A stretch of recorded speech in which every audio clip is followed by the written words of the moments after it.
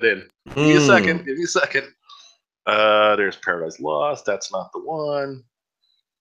Get rid of that. We're going here. All right, just let me know when we're firing up, and I'll play your tune.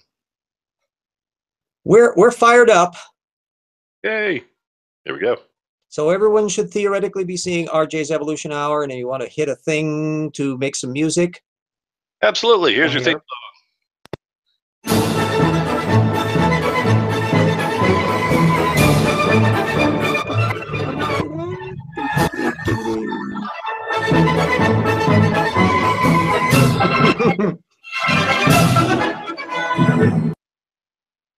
Yay!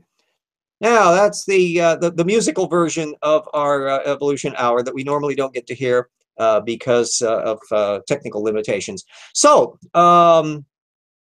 this is Evolution Hour 25. If you've seen the description of it, it refers to paleogenomics and fossil prediction issues. This is kind of a two-segment thing. The paleogenomics one was one I'd planned to do a couple of weeks ago, and then I got bumped because somebody else was asking about something, and so I think, okay, I'll push it over to 25, because all of that's about the fact that evolution has moved past the non-experimental phase into the experimental phase, which I'll be getting to. Then the other one was somebody on Twitter called attention to the fact that, oh, what about all those predicted fossils and things? And paleontology is a predictive enterprise in that as well. And so I thought, yeah, I could combine the two of those. And so I would do that. Technical papers up, 4 open access things. I have this big stack of stuff downstairs on paleogenomics, and I was sorting through it last night, figuring what the hell could I put in here? Because I didn't want it to be an incredibly long stack of reference points. So I kind of picked a few basics. There's a nice 2007 thing on the basics of how they retroengineer biology, how they figure out how to use phylogenomics to work out what mutations must have taken place, and then back pedal on that. And that was just starting to kick into play in the early 2000s. And since then, it's gotten really more sophisticated. There's one paper on there that goes way back down into deep biology and working out basically some Precambrian biology and what it was doing and how you can test this out experimentally. That's one of the other papers on the field. And then the closer into the vertebrate field, I thought it would be nice to have stuff on the mammals and the birds. 2 fairly recent papers. One on bird evolution, where they were peeling back, they figured out some of the genes involved that generate bird beaks. And by tweaking and turning things off, they could reveal what was going on in the ancestral dinosaur bones before the beak developed out of this particular bone that's right at the front end of the archosaur snout. So they're essentially beginning the process of retroengineering things. I could have put in stuff about the digit issue, that there had been a long-standing debate, and if any of those who are interested in the creationism venue will be well aware of the supposed problem for evolution about the bird digit issues, that birds have digits 2, 3, and 4, whereas dinosaurs have 1, 2, and 3, and therefore it's impossible for them to have evolved from a dinosaur. And I alluded to it in some of my old stuff all the way up at TIP, that there was a way out of this paleontologically. One would be that you had an ancestor that dropped the thumb version and then another one that dropped the other one. And that was one possibility. But a more likely one was what's called a frame shift, which is that the little things that make up a digits, the hands, are not fixed. They're things called Anlagen. That's one of those nice little German words. I'll put that in the thing over here, that Anlagen. That are the kind of buds of the digits, and one of them eventually turns into the thumb part, typically the leading edge one in vertebrates, and then you got a bunch of them later. And you can have more than 5 fingers, depends on how many alanine repeats you get in the HOX13 gene, as it turns out. So early tetrapods actually had like 6, 7, 8 fingers, which got to be kind of awkward on land. Well, dinosaurs have a ability to drop stuff like nobody's business, but all you have to do is in the developmental biology stage, when you're just starting to develop these little things before they really become fingers, that all you needed to have is the right little repressor jump to the next digit, and that becomes the first digit, and it just gets rid of that initial one in a frame shift. And they've experimentally determined that that's what happened with birds. And there's a bunch of little technical papers that have popped up on that one. Then on the mammal front, they've done stuff on retroengineering the genes that produce vertebral structures and rib structures in ancient mammals, to where they can see, oh, it's just this one little gene flips on and bingo, that produces these little extra vertebrae that come down, and these connections, all that happens in the developmental biology that match up with what you can see in ancestral fossils. And then the teeth. Rodent teeth are the classic model of most mammals are rats and bats.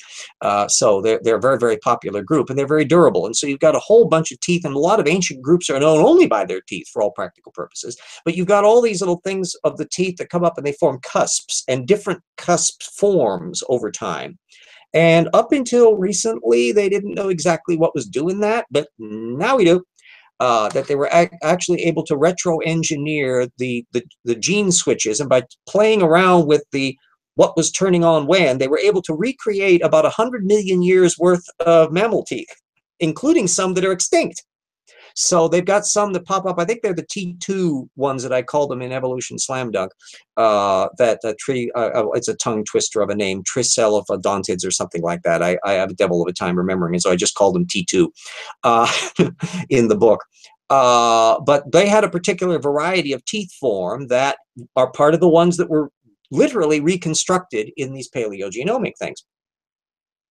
You've got then is the early stages of paleogenomics were looking at the protein level, and then they started backing it up to the next level up, which is the cis-regulatory, the things that turns the genes on and off. Way upfield, you've got the like homeobox genes that are the ones that deploy the genes that decide which genes turn on and off in what order. And the paleogenomics department, with this stuff on the teeth and the bird skull and the digit issue and all these other things, are ones where they're now stepping up to that next level, which are functionally retro-engineering ancient forms experimentally. And so there's no doubt about it that you're going to eventually have people retro-engineering feather evolution. They're going to be fiddling around with figuring out what was going on in basal chordates, all of that kind of stuff. Mr. Pug, Strike, you have some comments or response or thoughts about what I've blathered on now for the first bits of the show? Actually, I'm enjoying the blathering, and I would hardly call it blathering. I hope everybody will make use of the links on there. The principle that I'm wanting to do in all of these shows, even though I'm a stupid talking head, is that there should always be stuff that in the live description for the show, there's links to open access papers. It's always got to be stuff that you can get the whole text on. It's not something that's just an abstract. And if I try to put those up, so anybody that's going, well, that guy's got smoke up his ass. No, you can follow the material. You can see the stuff that I put up and do your own research and investigate on your own. And hopefully the papers that I put up will be fun stuff that will link up into that area. The other angle is all of that fossil stuff. That if you know the history of paleontology, you got the example of, let me jump over quickly here because I'm seeing stuff over the live feed.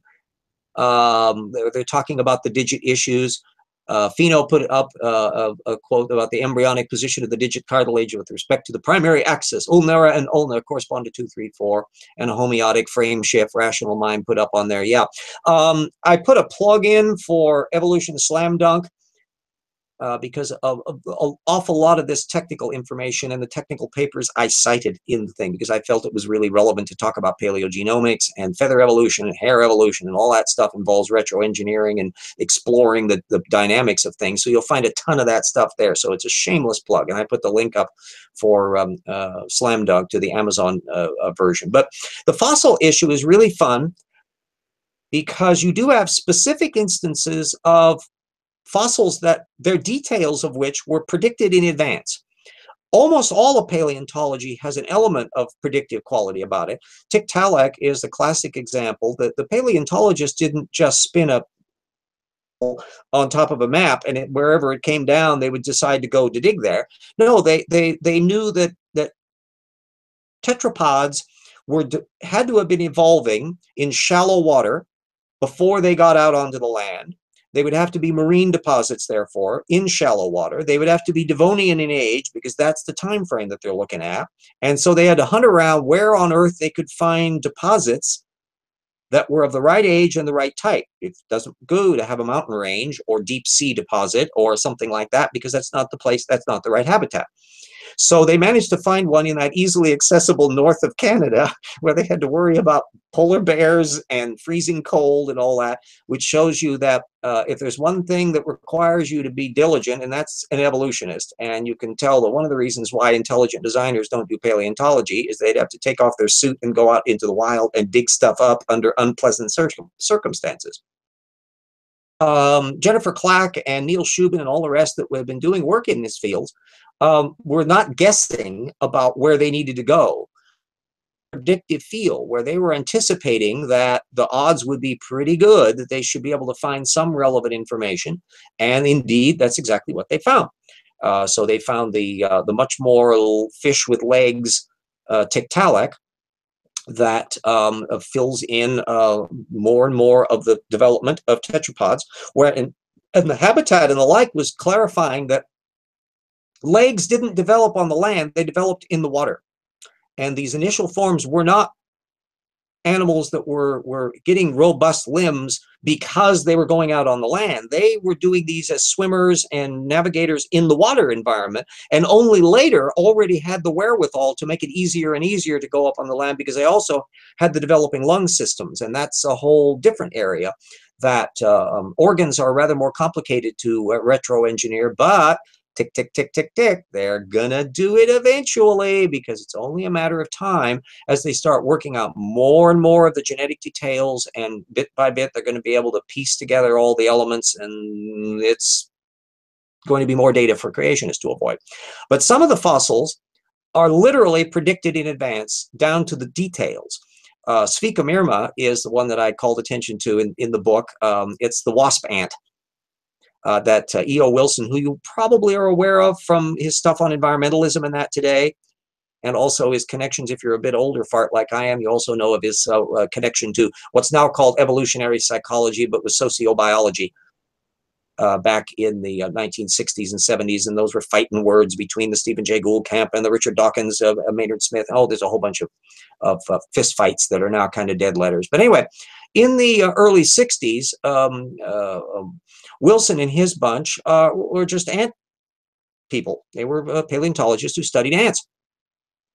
And they worked out what the ancestral wasp ant should be, the common ancestor for these. And they defined this animal in terms of what kind of, the way its segmentation was formed. It looks more or less waspy antish, because wasps and ants looks kind of similar. But the physical details of what the ancestral version needed to be, so that it goes in one direction to become the wasps and the other direction to go into ants, they were very specific about it. And literally a couple of years later, they found these things trapped in amber. So Sphecomirma was a predicted wasp ant.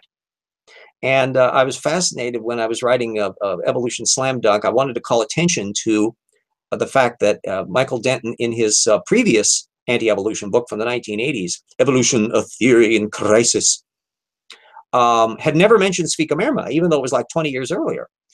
And it was even mentioned in sources that he had read and cited. So Denton theoretically should have known about it, and yet failed to ever mention one of these predicted transitional forms. So now, since he had now come up with a new book in 2016, Evolution, Still a Theory in Crisis, that I was going to be covering on the reptile mammal and a few other examples, I felt, yeah, I'm going to mention the Sphecomirma case. And so I looked up to see whether or not he mentioned Sphecomirma this time. And no, he didn't.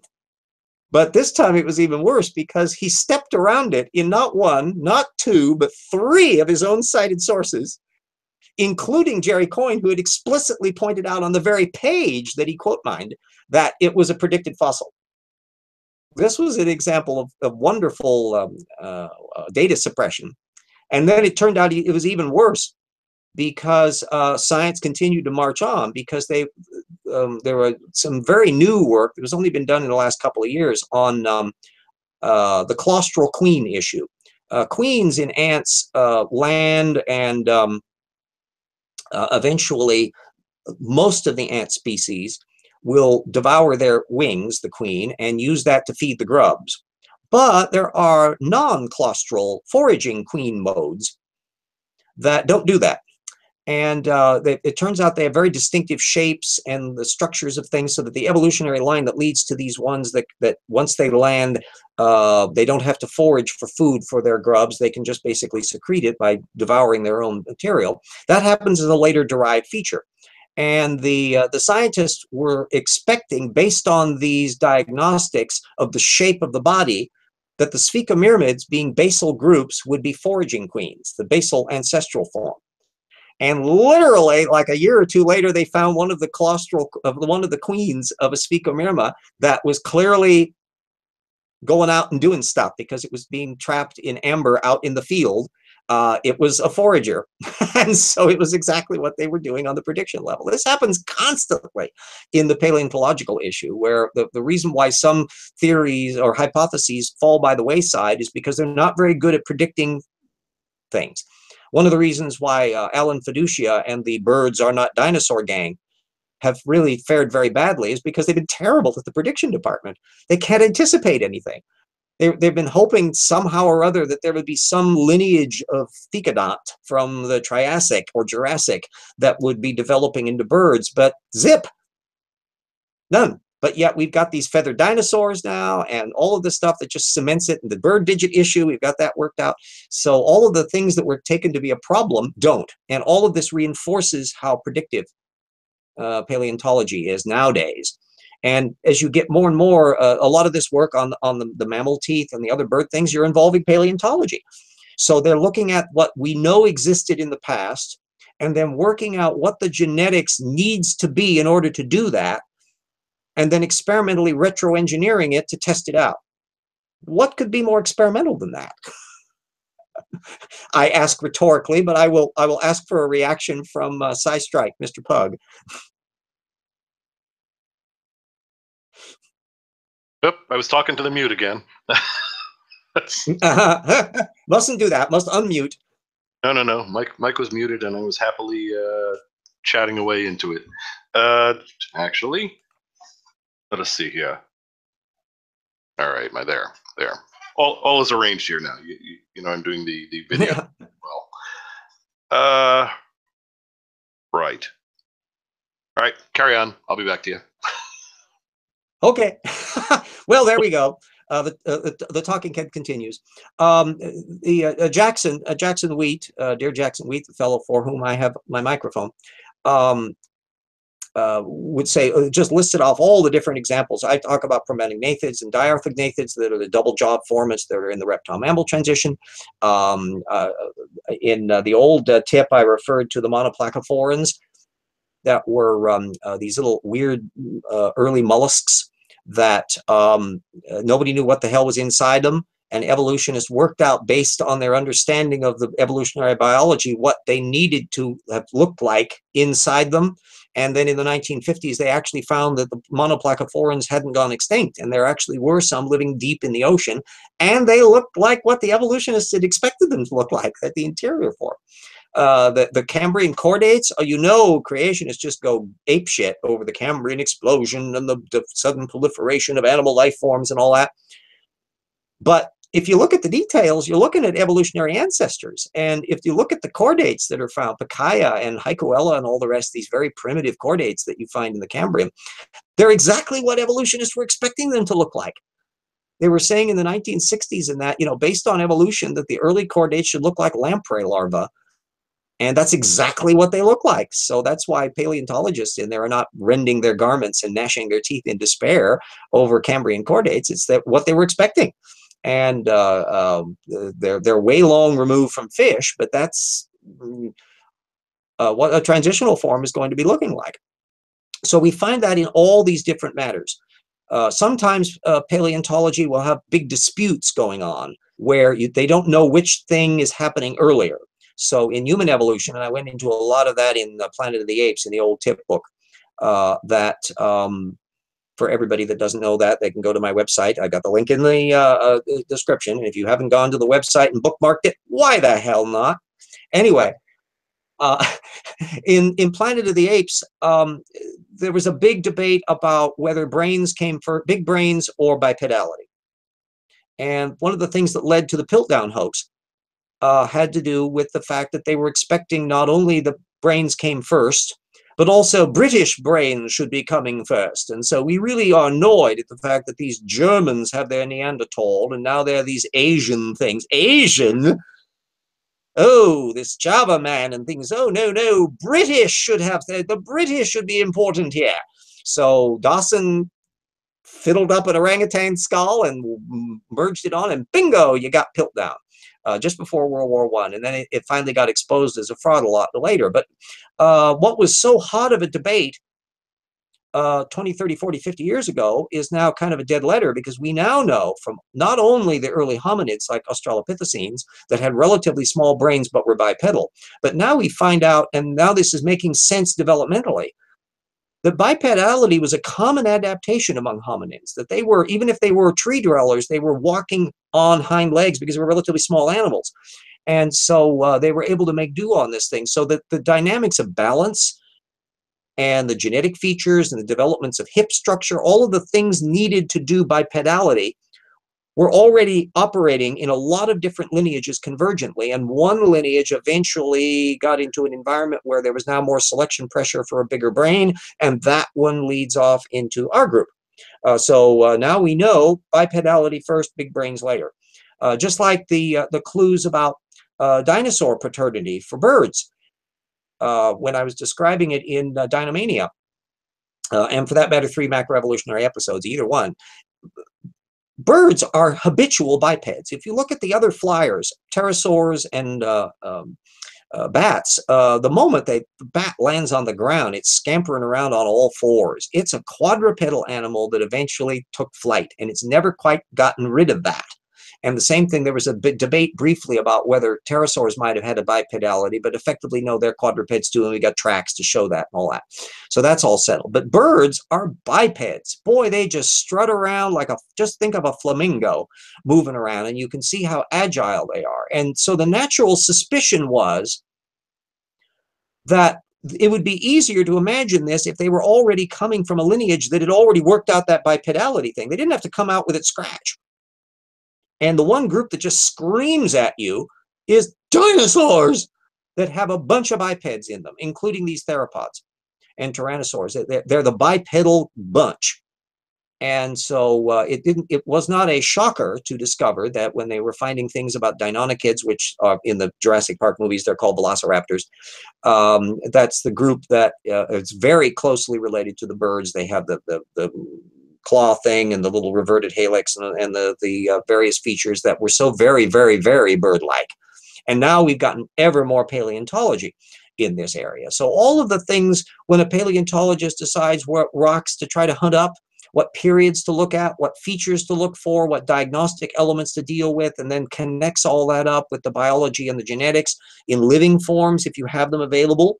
So in principle, paleogenomics is going to open up a door about dinosaurs, because every bird is a descendant of dinosaurs. And so there's elements involved in about genetic switches, about thermal regulation, about why they developed a higher thermostat than mammals did, why their keratin integuments with BMP protein and sonic hedgehog developed into feathers instead of hair. All of that stuff is interconnecting the developmental biology and the genetics and the paleogenomics and the fossil record in a tighter experimental work. And so we are just way removed from the old days when you had, oh, you're just looking at a bone here and there and finding some sort of similarities. No, it's way beyond that. The example that I gave in Slam Dunk about David Capege, who is a An extremely annoying young Earth creationist who worked for the Jet Propulsion Lab and finally annoyed everybody to complete death, and they decided to fire him, and it became a cause celeb, and all the Discovery Institute people were gnashing their teeth in despair at this persecution of a poor, intelligent design guy. Excuse me, he thinks the Earth is 6,000 years old. I mean, he has limitations as to how far he can go in cosmology when he thinks that the solar system that he's supposedly looking at and studying isn't actually very old. But he came up on my scope because he wrote a stupid little bit. He has this website where he just snarks at science papers continuously. He's vomitously busy. I have only a tiny smattering of his stuff in tip, and even as it is, it runs on, for dozens and dozens and dozens of sources. Happened to shoot his mouth off on this one mammal find, and because I had the original paper to look at, and his snarking, I could actually go through and see what he was overlooking on the data. And the important issue was this was one of these paleogenomic things. This was a paper in which they had retroengineered the internal structure of the bones and the way the ribs were formatted. And they could literally see what systems happen when they genetically modify a modern mammal that produces the same effect that you can see in the fossil form. And so, you basically have retroengineered that component now, haven't you? And he just couldn't see it. Just contrail right over the head. Is it any wonder the creationists can't manage to come up with anything? In the book, I described the fossil genie. And I describe him in the fossil genie all the time. Isn't it nice that evolutionists have this wonderful, kindly fossil genie that goes around and makes sure that things that make evolutionists happy get placed in the fossil record? That Robert Broom predicts probandognathids 20 years in advance, the double job form in the reptile-mammal transition. And so he makes sure that there are ones in the fossil record that will exactly match his prediction because he loves Darwinists. He loves evolutionists. He just loves to make them happy. And if it's being designed by God, then he loves evolutionists because he's constantly. Which one are we talking about? Rational Mind has just asked, what's that paper? Which example will we talk? Oh, the one about rib layout in the fossil mammals. Yipes. I'll have to yank that one up. Suddenly have to stop on there. I'll put it in the comments. I'll put a note into the video afterwards. I'll look the thing up and I'll make a comment on that in the video because I'd have to stop here and go and get my book and look through and find out what it is, and that would look ridiculous because you would suddenly see a blank screen and everything would be excessively boring. But I'll put a reference in on that. It's although Sidestrike, you got my book, you could probably look that thing up and find that section on Capege and find out what the damn paper was on there. You're asking me to do work now? Yeah. Well, there you go. Capege is in the index. I got a whole section on it. I think he's in chapter 10. I went into him on that, but it was I can't remember. There's a bunch of different workers in the field. I can't remember if it was one of the Jingzhus or the Mengs or whatever. There's some very common names. They're like Smith in English. And if you look at my bibliography, there's just a long pile of ones under the same thing, Jiang and all that. They've got a huge amount of work and often multiple scientists with the same name. So I'm trying to remember it right off the bat. But it was a beautiful piece of paleoengineering.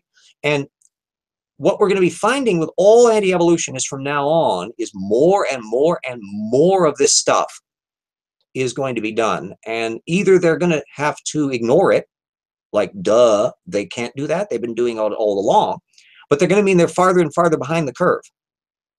And for those of you who have been following me on Twitter and that, I will bring up this subject a lot with creationists. And you'll notice, Cy, that none of them have ever responded to any of those things because they don't know diddly squat about it.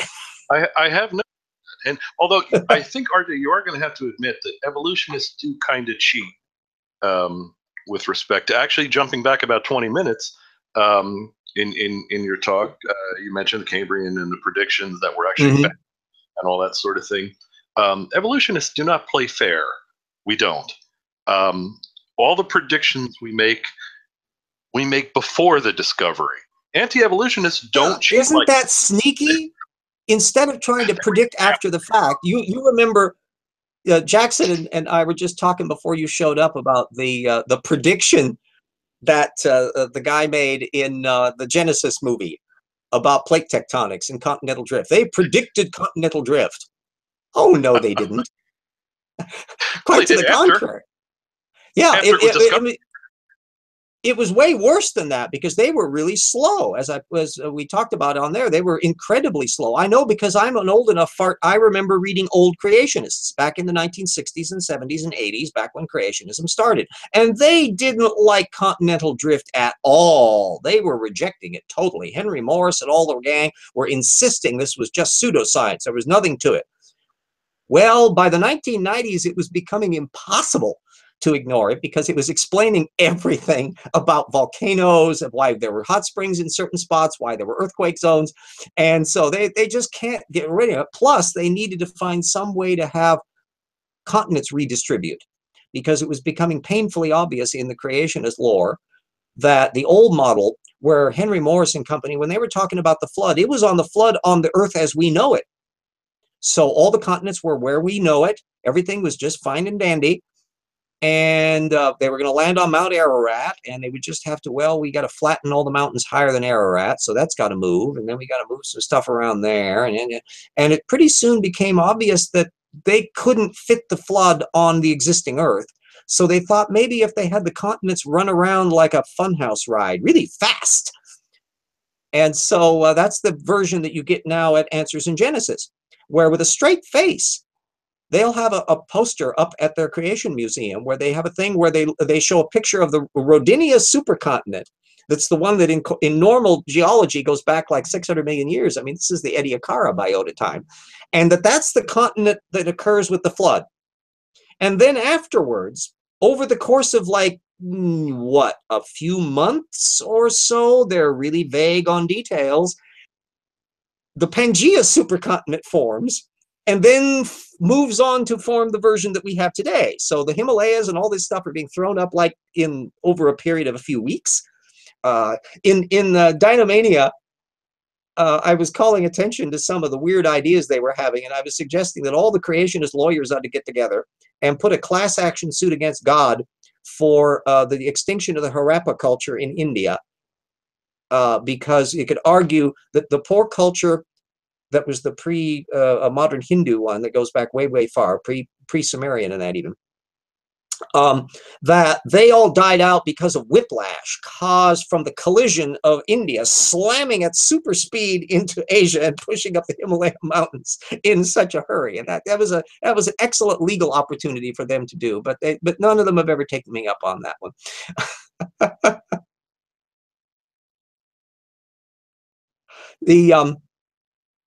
So anyway, that's a good point about the fact that predictions should be made in advance, and they should be remarkably accurate. And then if you screw up on it and your prediction never works out, then you give up. Fred Hoyle and steady state cosmology was an example of that. That people forget why we call it the Big Bang. It's because Fred Hoyle, who believed that the universe was eternal and that hydrogen atoms were materializing periodically out in the middle of deep space and that constantly replenishing stuff, that he was, his main opponent were the ones who thought that the entire universe had once been scrunched down into a single singularity. And he disparagingly called that the Big Bang, and the name stuck. And he was saying, well, if the Big Bang happened, then you'd have to have, the universe was very hot to begin with and then cool down. And if you calculate what the temperature would be of the universe after billions of years, there should be a cosmic background radiation at a particular radio frequency that would be everywhere in the universe. Ha ha. You can't avoid it. If it's not there, there can't be a Big Bang. And if there was a Big Bang, it'll be there.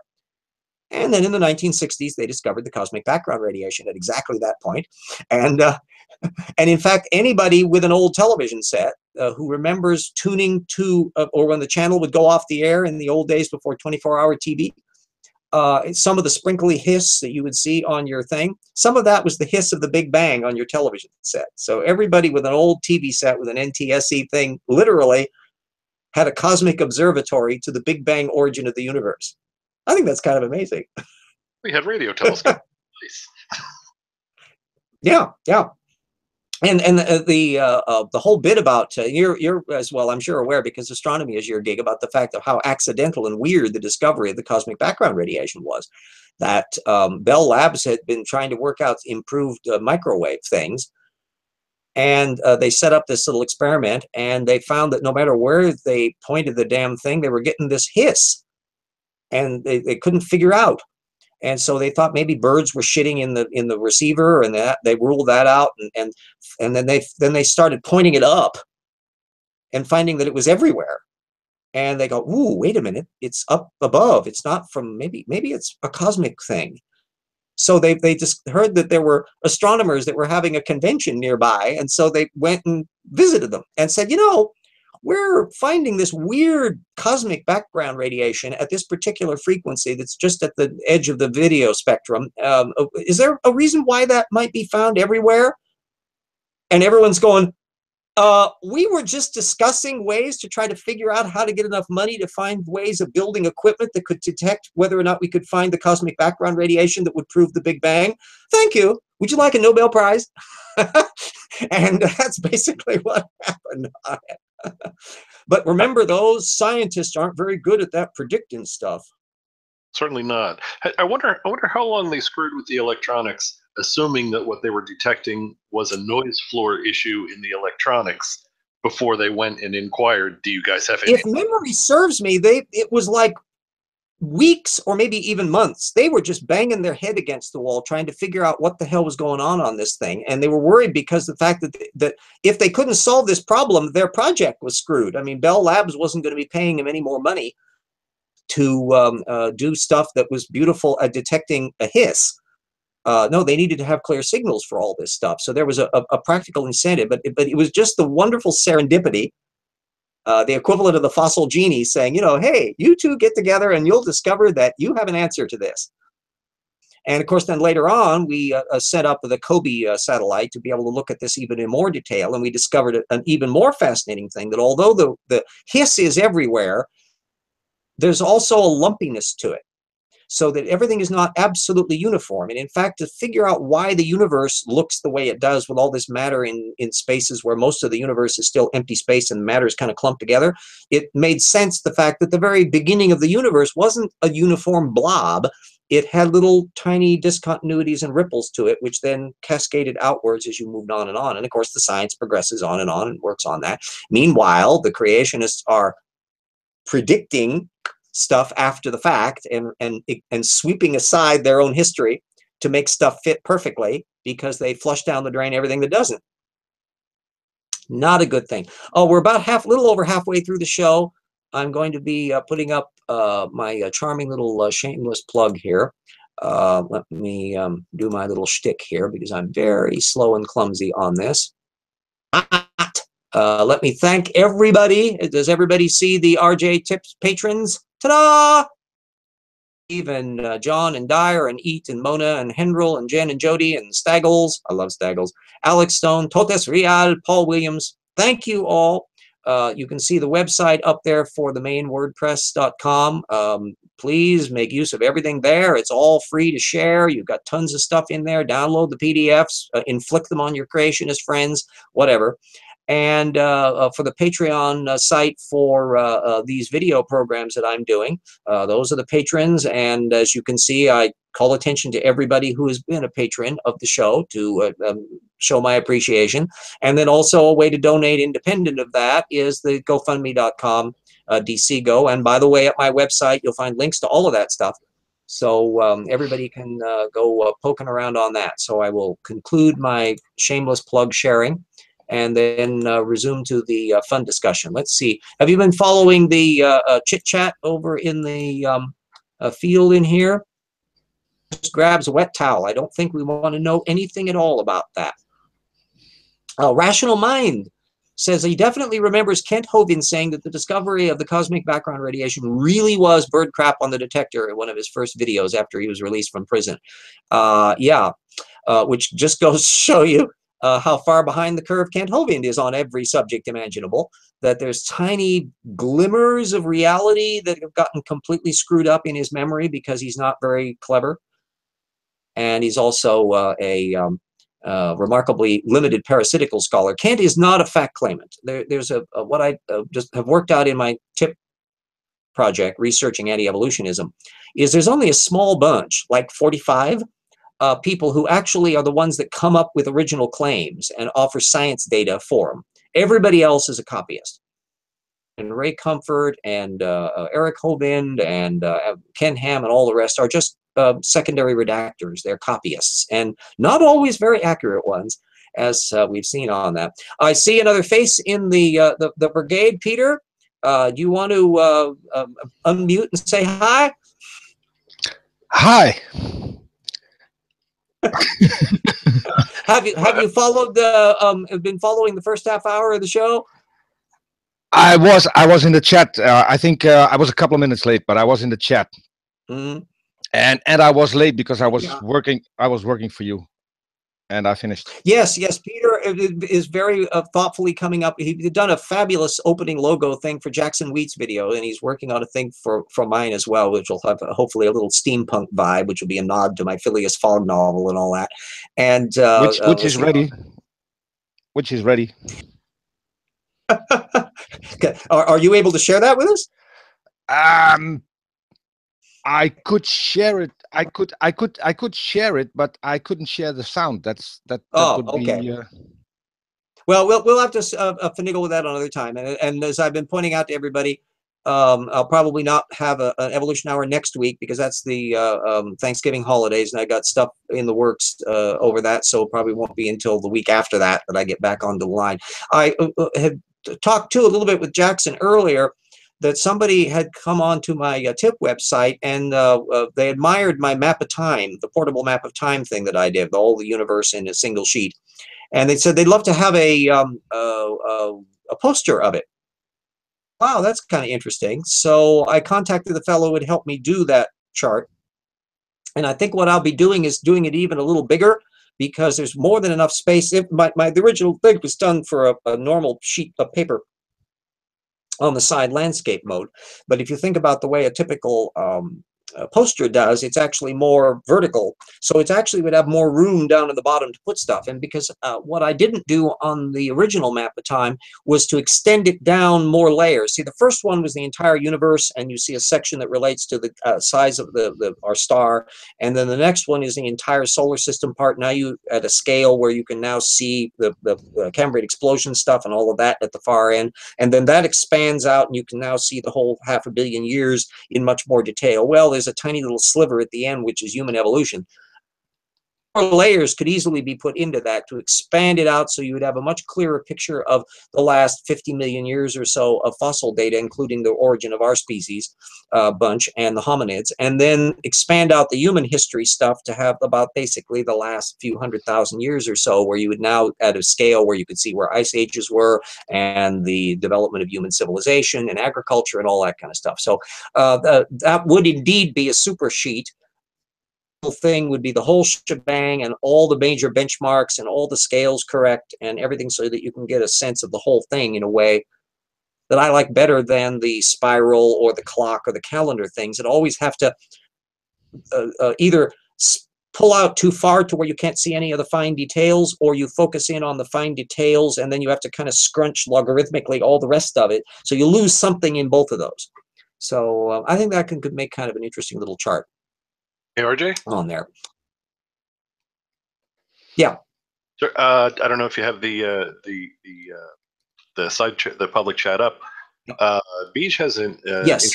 He says, "May I bring up another subject? The guy who tried to rewrite Egyptian." Oh yes, I see that right now. The guy who tried to rewrite Egyptian historical timeline, A Test of Time by David Rohl. Yeah, he got lambasted for his trickery. That's actually a long, interesting brigade, because somebody who I had believed in during my before I got sound method thing, Immanuel Velikovsky, had tried rearranging Egyptian history too, and Rohl is just the more recent one on this. And Rohl's stuff figures in another guy, like right off the bat, it starts with a D, Dowd or something like that, who's a young Earth creationist bunch. Where here's the problem: is what are you going to do with the Egyptians? That if you believe in the standard view of the Bible and the Exodus and the biblical flood and all of that, don't seem to notice any of this stuff. So you have to figure out how to kind of retrofit it somehow or other. And Velikovsky had this harebrained idea that Venus had been a planet thrown out by Jupiter, and Venus came flying by the Earth, and there were planetary collisions and destructions and all that. And this papyrus Ippawur from the end of the Middle Kingdom actually described this phenomenon. And even though everyone dates that to way earlier, he pulls Egyptian history down so it becomes 1500 BC, which is the traditional date for the Exodus. Even though the biblical scholars tend to late date it to about 1200 BC because of the references to Ramesses and all of that. It's New Kingdom stuff. Yeah, we're getting real green eye shady on us. Well, also jumps off that bandwagon. He started this, I think, around the 1990s or so, and I've got one of his books in my bibliography and some of his little works on there, and they come into the same problem, because if they try to recalibrate the history to pull sections of it down, they've got to shred huge amounts of history afterwards. So they have to argue that some of the kings were really duplicated accounts under different names, and it gets into a really big mess. And needless to say, the standard Egyptologists are just going, please go away. Well, the young earth creationists have a bigger problem, but it forces them onto this same turf, which is, if the flood took place at 2500 BC-ish, the Egyptians were in the middle of building pyramids at that time. You'd think they kind of would have noticed. And so you can't allow Egypt to stay put, because no matter how you work it, if the Egyptians have their hieroglyphic language and their culture and their ways of living, and then the flood comes and destroys them, and then magically, very quickly, Noah's kids breed like rabbits, and some of them come to Egypt, where they pick up all the same traditions, all the same clothing, all the same language, without a break, doesn't sound very likely. So it's necessary for the creationists, and I knew this was coming, because none of them were Egyptologists. I was just waiting for the ticking time bomb to occur, when some creationist, the light bulb, or I suppose I should say the oil lamp, would go off above their head, and they would realize, no, they got to move Egypt, all of it. So the entire Egyptian chronology has to have little rollers put underneath it and roll everything, not just the pyramids, all the pre-dynastic stuff as well. Every trace of Egyptian culture has to be pushed down past the flood, so that now the people can come in from the Noah's time, and then the Tower of Babel shifts everything around, and so forth and so on. Needless to say, that's a lot of scrunching to do and a lot of data to tinker with. And none of the creationists who have tackled this so far have gotten anywhere near looking at most of the data stream on that subject. So does that help answer a little bit of the questions, Beej? We can see if we can get some comments and response on that. But yeah, that was a fascinating one. I think I bumped in, can't remember whether I had anything on roll in the old book, but I did discuss a Dynamania section on the Noah's flood, the discussions about how they had to tinker around with Exodus and all that. The traditional date of 1500 BC is the old biblical one. And you still find a lot of old creationist accounts that list the flood at 2350 or so and the Exodus at 1500 or so. They don't tend to adopt the 1200 BC dating that puts it down in the New Kingdom with Ramesses. You get into the same problem, by the way, with the trying to figure out what the hell's going on with the Santorini eruption in the Aegean. Because there's a bunch, including James Cameron, that have tried to argue that the Santorini eruption somehow connects up with the Exodus. And it's tantalizing and tempting. You've got flood, sea waves, tidal waves, you've got debris stuff coming up. It's looking like relatively little effect. But what it did affect, most of the brunt of the tidal waves apparently hit the Minoan culture on Crete, and it really threw them for a loop. But the dating of it now goes back to like 1650 BC, something around in there, which is about 150 or more years before the Minoans start going on the skids. And so it turns out that it's much more likely to have been something that just put a big speed bump in their culture and eventually started falling apart. But the attempt to this day, it's tricky to try to figure out what the Egyptians couldn't have not noticed. Now, it turns out there's a thing that I've just heard a little bit about that's just come up recently. Apparently, there was some fill in an old Egyptian monument. And there was a bunch of debris from an earlier Egyptian monument that was dumped in to fill in the stuff. And the archaeologists have been examining this stuff, so they've now got this giant puzzle of this debris from earlier cultures that was put in later stuff. And one of the things apparently is a little inscription that dates back to that 1600 period about troubles in Egypt that may be connected up to the original Santorini eruption. But I haven't seen too much work on that since, so that's one of those little put in my future reference thing. Okay, let's see. Looking over onto the screen here. Genesis 1-3 is a pretty literal retelling of the Enuma Elish that is the motto of Hebrew religiosity. Yeah, that's quite true. That most of the flood story comes from Gilgamesh and all the rest. The cosmology in Genesis is straight out of the Enuma Elish. The sun and the moon and the stars being made after the earth, that's the Babylonian creation myth. And boy, the headstands that you Ross and young earth creationists do to try to wriggle around that one. They think that the atmosphere was terribly dense and only became visible later. And so, excuse me, but who the hell is God talking to? Bacteria? I mean, wouldn't he know that the sun and the moon and the stars were made before the earth? I mean, this is misplaced concreteness. Fino then brings up Aaron Ra as a video about Sumerians going after their own business when the world was meant to be created and not noticing anything. Yeah, you've got the thing about the flooding is that unlike the other superculture of its region, Egypt, flooding was a bad thing. The Sumerians lived on a really dangerous floodplain, unlike the Nile that flooded like clockwork and brought life-giving mud downstream. And so basically everybody stopped what they were doing while the flood happened. They go off, twiddle their thumbs, or build a pyramid or two for the emperor, the king, and then go back to work, and they're fine and dandy. So the only time they're really pissed off is when the flood doesn't happen. And once in a while, El Nino effects and other kinds of stuff would interfere with that, and suddenly there would be a drought from the Nile, and you start having gnashing of teeth and rending of garments and panic. But that's not the case with the Babylonians, because they built out a mud brick, sun-dried mud brick, and basically flood comes and it washes your city away. It doesn't matter how big it is, it just whoop, gone. And so if you look at the Babylonian myths, Shur-Urpak and these other towns that are mentioned in the Babylonian flood tales, and there's a bunch of them, Atrahasis and Gilgamesh and that, and I refer to all that in Dynamania. They're all things that are familiar from the archaeological record of places that were prone to be flooded.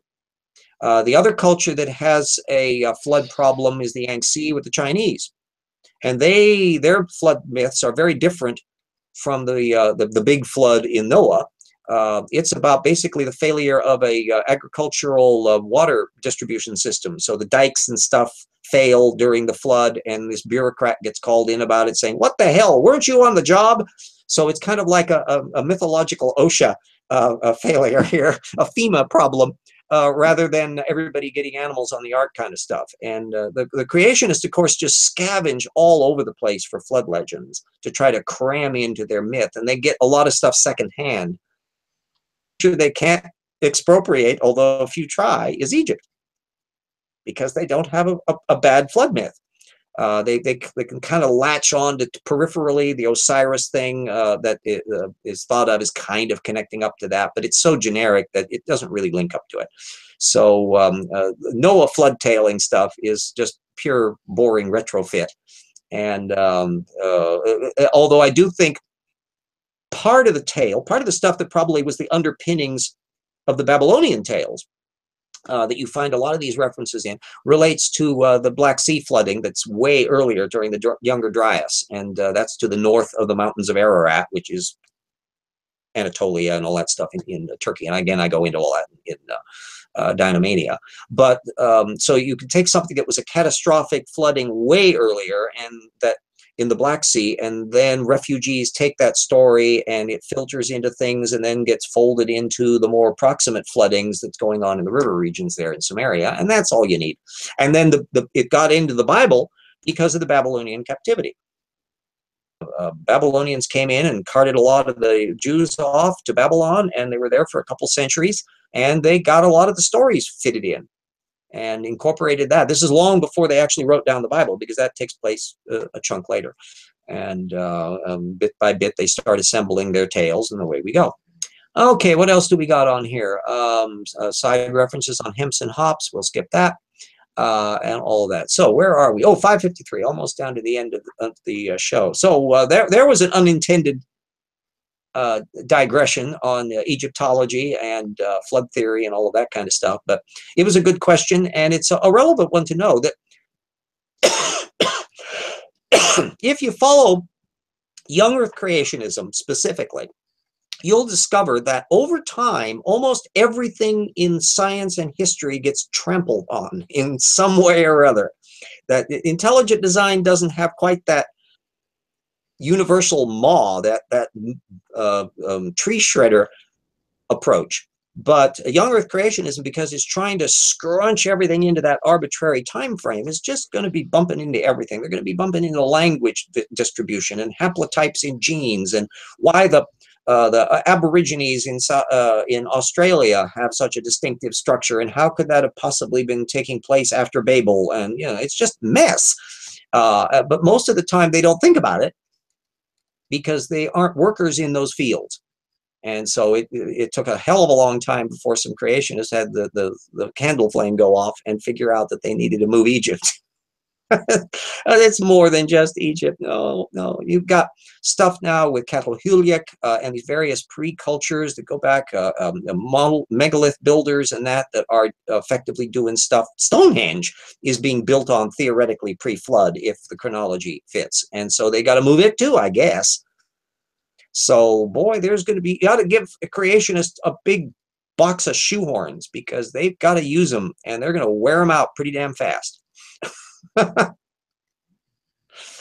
So from the peanut gallery there, Peter and Sai, any comments on the show so far? I have a question. Yep. Maybe. Because we've been discussing the flood, and we all know how they get to the date of the flood. That's not a big problem. They just account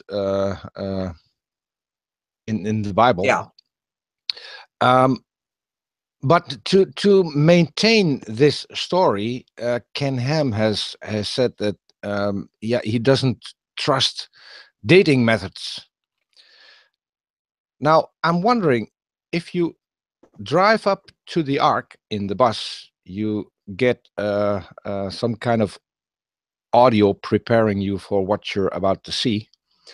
And in that audio is a little piece where they state that they have dated the wood the Ark is made of and established that it's 200 years old. Aware of the dating method they're using? Oh, well, this is what's called hypocrisy. That when creationists are younger creationists are perfectly happy to accept radiometric dating that fits their model, it's wrong. So that becomes simple. Generally speaking, the Ark wood supposedly would have been 4,500 years old, because it would be dating to the flood. And the stuff they supposedly found up on Mount Ararat, and it was just much more recent. If memory serves me, and there may be some references to it in Dynamania on this, I seem to think that they were popping up that it was coming as about 700 AD or so. There were Mount Ararat, or Mount Agradabi, as I think it's called, the specific thing that we call Mount Ararat, which is kind of farther away from the mountains of Ararat, which figure in the actual story. But anyway, it was only during the Middle Ages that one was the one that began to be associated with the flood. Apparently monasteries and little shrines and stuff that got put up there over time. And what wood that they may have found there is probably from some of this stuff much more recently than that. So creationists tend not to fiddle on that stuff. It's a small cottage industry of people who hunt around for the Ark, and it's fun to read young Earth creationists. Answers in Genesis and ICR both are very leery of the hunt up the next Ark thing. They don't necessarily say it's impossible, but they're really very reluctant to fit into it. On the dating front, you would have a relatively easy frame if young Earth creationism were true. First of all, everything is in 6,000 years ago, and all the fossils that you can find are all 4,500 years old for all practical purposes. And so that's well within the range of natural dating for radiometric dating for radiocarbon. And the stuff should really be meaningless from rubidium, strontium, or any of these ones that will only kick in for periods that are very, very old, where it's millions of years old before you can even make use of some of these little things. So you should see a clear-cut bifurcation if the Earth were really young. You'd be able to date anything that has any organic remains in it effectively. And although occasionally creationists have tried to claim that they've dated a tyrannosaur, the problem is that contamination issue. And that's the same thing that pops up with the materials about the various cellular stuff that they can find in dinosaurs and other fossils. In fact, there was a brand new paper on it that was casting doubt on some of the Schweitzer's work, that some of it seems much more likely to have been modern contaminants, because there's so many different ways that stuff can flip in if they're talking DNA and some of these other cellular processes. But the whole problem with trying to fiddle and flush radiometric dating down the drain, you've got these two different zones. You have the very old stuff that uses these longer range radioactive things, and you'd have to wonder why, for example, there are any of the certain isotopes at all. That some of these things only come about as part of a decay chain that takes millions of years to work. So why are they there at all in the sample? And then, of course, the dreaded word isochron. I'm going to type that in there so everybody knows what it is. If you don't know this word, you should, and you'll find out about a little bit of it in Dynamania. Isochron is a technique that was starting to be developed in the 60s and 70s, and now is just ubiquitous. And it has to do with the fact that if you take two parallel radiometric techniques, that they've got to come to the same date unless something has happened to alter the rock. So if you have metamorphic effect on there where it causes some of the stuff to melt and some of the stuff can leach away. So now if you try to date a rock like that, when you do an isochron on it, which is to compare the double things and how the proportions add up, it won't form a line, it'll form a scatter. No contamination on it, no melting in the meantime. And you can also tell that from crystallization and other kinds of stuff that suggest that there had been some. It'll form what's called an isochron, which is a straight line. All of the pieces of the two different dating systems will both match up along this proportion line that will be dead giveaway that it's not been changed by metamorphosis. And isochrons don't depend on how much you had to begin with. And it's independent of any of that factor. It's an absolute automatic universal if there's been no contamination on the rock. So it's effectively measuring the purity and suitability of the rock. Needless to say, the creationists are really cagey about not discussing isochrons, and they have to find ways to sniggle around them. In fact, I discuss an example in Dynamania where Steve Austin tried to do a fake one. He took one thing you can't do with an isochron. You can't take two rocks from different samples. You have to take them from the same sample. And he literally took rocks from different deposits and showed that he could make a fake isochron that way. Well, yeah, you could stage setting to make a fake crime scene too, but that doesn't mean real crime scenes aren't there, and you won't be able to generate an honest isochron out of a single rock deposit unless it's actually non-contaminated. So when you see them playing fast and loose on that kind of stuff, here's another factor that's relevant on the radiometric dating. We don't need the radiometric dating to know the Earth is really old. That they were able to work out on the basis of erosion rates and a lot of other factors. Says Paranorm, says Steve Austin, the $6 million man. Oh, that would give him a plus. No, it's a different Stephen Austin. No, he's not the movie actor or character from the show. Yeah, Stephen Austin, the Grand Canyon, A Monument to Catastrophe. That's his little book that he wrote about 20 years ago. And he still does postings every once in a while and does co-authoring stuff with Snelling. You can, if you look in my bibliography and look for Austin, boop, you'll have a whole bunch of stuff come up on him. Anyway, the geological system, and I went into this in Dynamania, had pretty much worked out the last 500 million years of the Earth pretty accurately. That if you looked at stuff, how old they thought the Cambrian was, it was around 500 million years, and then all before radiometric dating, and then it gotten kind of pressed a little bit farther out in the early days of radiometric dating to where they thought it was like about 600 million years ago. And then in the last 20 or 30 years, as they've gotten much more precise mechanisms and more data, they pulled it back down to about 520. But if you do those numbers, you're talking about a few percentage points difference over all that time. So the overall big picture of the stuff once fossils started appearing hasn't really changed much at all from radiometric dating. The big scale, the overall proportions of it have remained fairly constant. What radiometric dating did was open up a huge window for the parts that had no fossils, because they thought the Cambrian was involving a lot of time, and they were estimating that it probably was a couple billion years, but they didn't realize it was more like 4 billion years. And it was only with the detailed radiometric dating and when they were finding very, very old rocks that they began to push out the boundary. And you realize that the time frame from the origin of life about 4 billion years ago down to the Cambrian explosion 500 million years ago had a lot of slow as molasses bacterial evolution. And if you think about how bacteria replicate and how they have a stability, it's not at all surprising that that was happening, because once sex developed, boy, that speeded up things all enormously. Rational Mind just says, I just heard from an acquaintance I mentioned your book to that he ordered a copy from Amazon. You're welcome, James Downard. I thank you, Rational Mind. In fact, shameless book plug.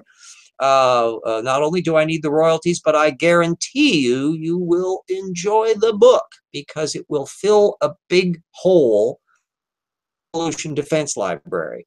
I wrote the slam dunk precisely because nobody had done it. The reptile-mammal transition was well known to mammal paleontologists, but it was almost never discussed in the anti-creationism literature, and the anti-evolutionists didn't pay much attention to it, as I document in the book. I cover everybody. So it means that not only will you be up to speed on this, but you'll discover that, boy, every creationist and every intelligent designer screws up on it. They just are terrible. And it means you'll know every possible counter argument that they could get, because you'll be ahead of them on it. They won't be able to bring up anybody that says, well, John Woodmarapp said, oh, you want to know about John Woodmarapp, blah, blah, blah. So I'm very proud of the book. Mr. Pug Sidestrike, you have the book. I have the book. What you think of it? It is an excellent book. I would run out and purchase it right now. If I were anyone listening, I would do that very thing. I have done so, and what I didn't get around to was shipping it over to you, so I can claim to have an I'm autograph. happy to have the author signing it, and then I will ship that back to you so that you've got all of that. Christine, you can read, if you don't take either my or Sidestrike's word for it, when you go on Amazon.com, you can read Christine Janis's review. Christine Janis is a mammal paleontologist. And she had known about my work for years. I didn't know she knew about my work for years until she finally accepted my friend request on Facebook. And so I mentioned, oh, I've got this new book, Evolution Slam Dunk, about the reptile-mammal transition out. And she says, oh, I know about that. I have it. It's brilliant. And I'm going, okay, would you like Amazon? Thank you very much. So I had to prod her a little bit, but she put a review up on it and calls it an incredible tour de force. She literally has been revising her new mammal book based on information in her field that she learned about because she read it in my book that she didn't know about. All the stuff about Permian mammal poop hair in the coprolites, and that was stuff that was in a very obscure technical journal, and she hadn't known about that.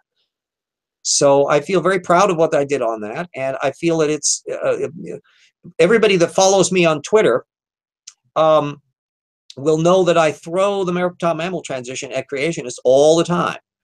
And I love to get them on that turf because I know exactly what they could know and what they don't because I wrote the book on it. So I've got it covered.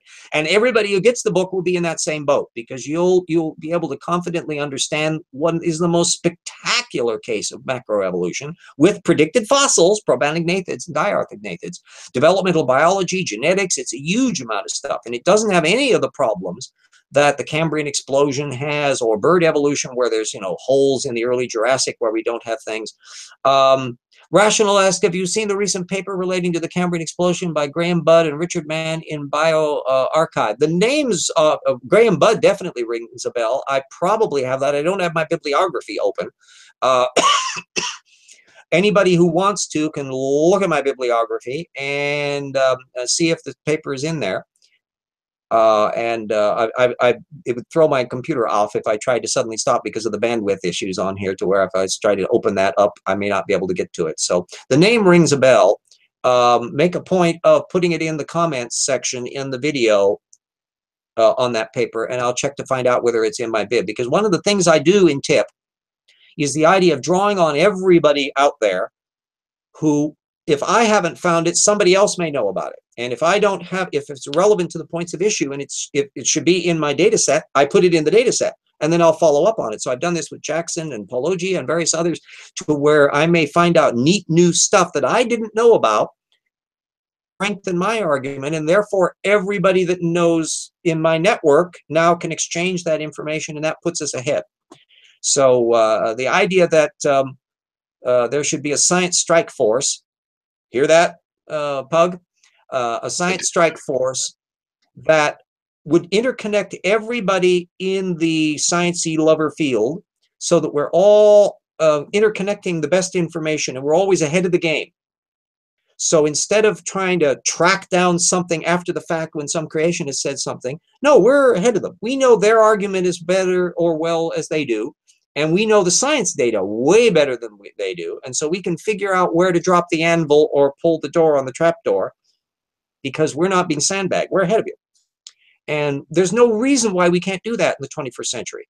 I'm an old fart from an era of dial telephones, and here I am communicating with people all over the planet by YouTube, and we're able to interconnect in this kind of electronic way. Well, duh, let's pool our intellects and resources so that we create the ultimate defense team that no creationist anywhere can stick their head up any venue without somebody locally knowing about it, telling everybody else about it, monitoring what happens, and having the information at their disposal that they can respond with maximum impact at the time, so that nobody can do a little Kent Hoving comes to town and says something without there being pushback. Does that sound reasonable? Oh, indeed. Rhetorical question, answered yes, not rhetorically. Yeah, I learned about a perfect case in point came up because of you, Cy, because you were on Twitter, and you had put up a posting about this creationist that were putting on a show at the University of Montana. And I go, whoa, I didn't know about that. I hadn't heard about it from any other thing, National Center for Science Education, none of that, because they don't monitor that stuff. So I poked into this and found out a bit more about it. And unfortunately, I didn't have the resources to go and visit. I would have liked to. And I tried to prod local seculars to report on this, and that didn't happen either. And I thought that was a sad illustration of a missed opportunity. People there available, and I was literally within driving distance if I'd been able to arrange a place to stay and had enough gas to put in the car. So we would have been there to bear witness, to observe, to find out were there pushbacks from the local science ones at that college, because that's the University of Montana. Were there students there? What kind of reaction were they getting? Were they getting a good or a bad response? Andrew Snelling was there, the creationist, and so they had some heavy guns on there. And raise a stink or have an argument, but to document, to observe, and where convenient, to push back and reasonably counter if nobody else was doing it. And I thought that that was the kind of thing that should always happen, so that nobody can ever pull a trick like that off without there being a pushback.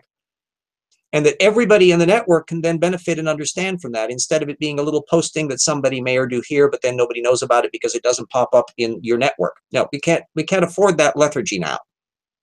It's pointless to do, because we have too many abilities to connect.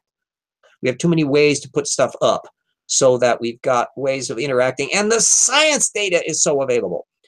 When I was first starting out TIP, I had a limitation on the amount of information that was available in the late 90s and early 21st century. Maybe 10 or 20% I could get freebie full text. Nowadays, it's like 80 or 90%. So we've got a level of accessibility and a speed of accessibility that is just fabulous. And let's not drop that ball. Well, says he likes to hear RJ speak, but it should be because he wants to, not because he thinks he has to. My motto of life is an idea worth having is one worth defending, and that stupid ideas are worth opposing. And for me, creationism is a really clear example of a stupid idea. And the fact that we have people in government as governors, as state representatives, as senators, as vice presidents, as department heads in the cabinet, who believe those things should scare the bejabbers out of you, if you have any bejabbers left to scare. And that it is essential for the republic, for our citizenry, for reason and the future of humanity, that people know about it and stand up for it. Ideally, some of the people that would get elected to things might not if people knew about more of this. So local reporters need to ask methods questions, the obvious age of the earth question, and on climate change issues, you know, just the simplest question is, how did you check it? And as I think Peter will have been observing and Cy will observing as how I apply that on Twitter, boy, that's hard questions for Tortugan ideologues to say an answer to. And it trips them up in a hurry, don't it? Indeed. And RJ, are you concerned at all that between even looking at the whole sphere of creationists, I think you may have even in this show mentioned the young Earth creationists. You might have alluded. Yeah, I just alluded to it en passant. You know, there's another camp that's willing to acknowledge a much older universe than the young Earth creationists, which is closer to logic. Still not supported, but closer to logic. And yet, it is the young Earth creationists, through their organizational skills and apparently teamwork, that seem to be making all the inroads, well, continuing to make inroads to politics. Here we're talking social networking. Very good point. Now, may I point out about intelligent design and old Earth creationism? Although they don't accept the young Earth creationist dogmas, from a methods direction, they're interchangeable. There is not a dime's worth of difference between how an intelligent designer like Casey Luskin approaches the fossil record and how a Kent Hovind does.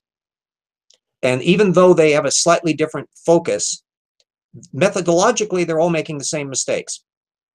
But I'll do it again so that everyone knows. Boom. Number one, they're overly reliant on secondary sources that they don't fact check. Flat earthers do that too. Remember, same method, universal. Two, their core base are very limited in number, 45 in my tip measurement so far, and they pay attention to very little of the data. Literally, they're missing 90% of the data. I'm measuring this in the tip project. Please support the project so I can continue to do my work because this is like important. Those are both scholarly problems. Three is cognitive. They don't think through what they think happened. It's the map of time problem. That literally, if you ask a flood geologist, what do you think happened? Describe the flood layer where you live. Explain this thing, how that came about. Boop, they don't really think about it. They vaguely think it's 4,500 years ago, and that's about it. Intelligent designers have billions of years, but if you ask them the same question, they don't have any better an answer than the young Earth creationists do. Neither one of them do map of time. I mean this literally. I've never found any anti-evolutionist who's ever thought through what they think happened. They'll tell you what they don't want to have happen.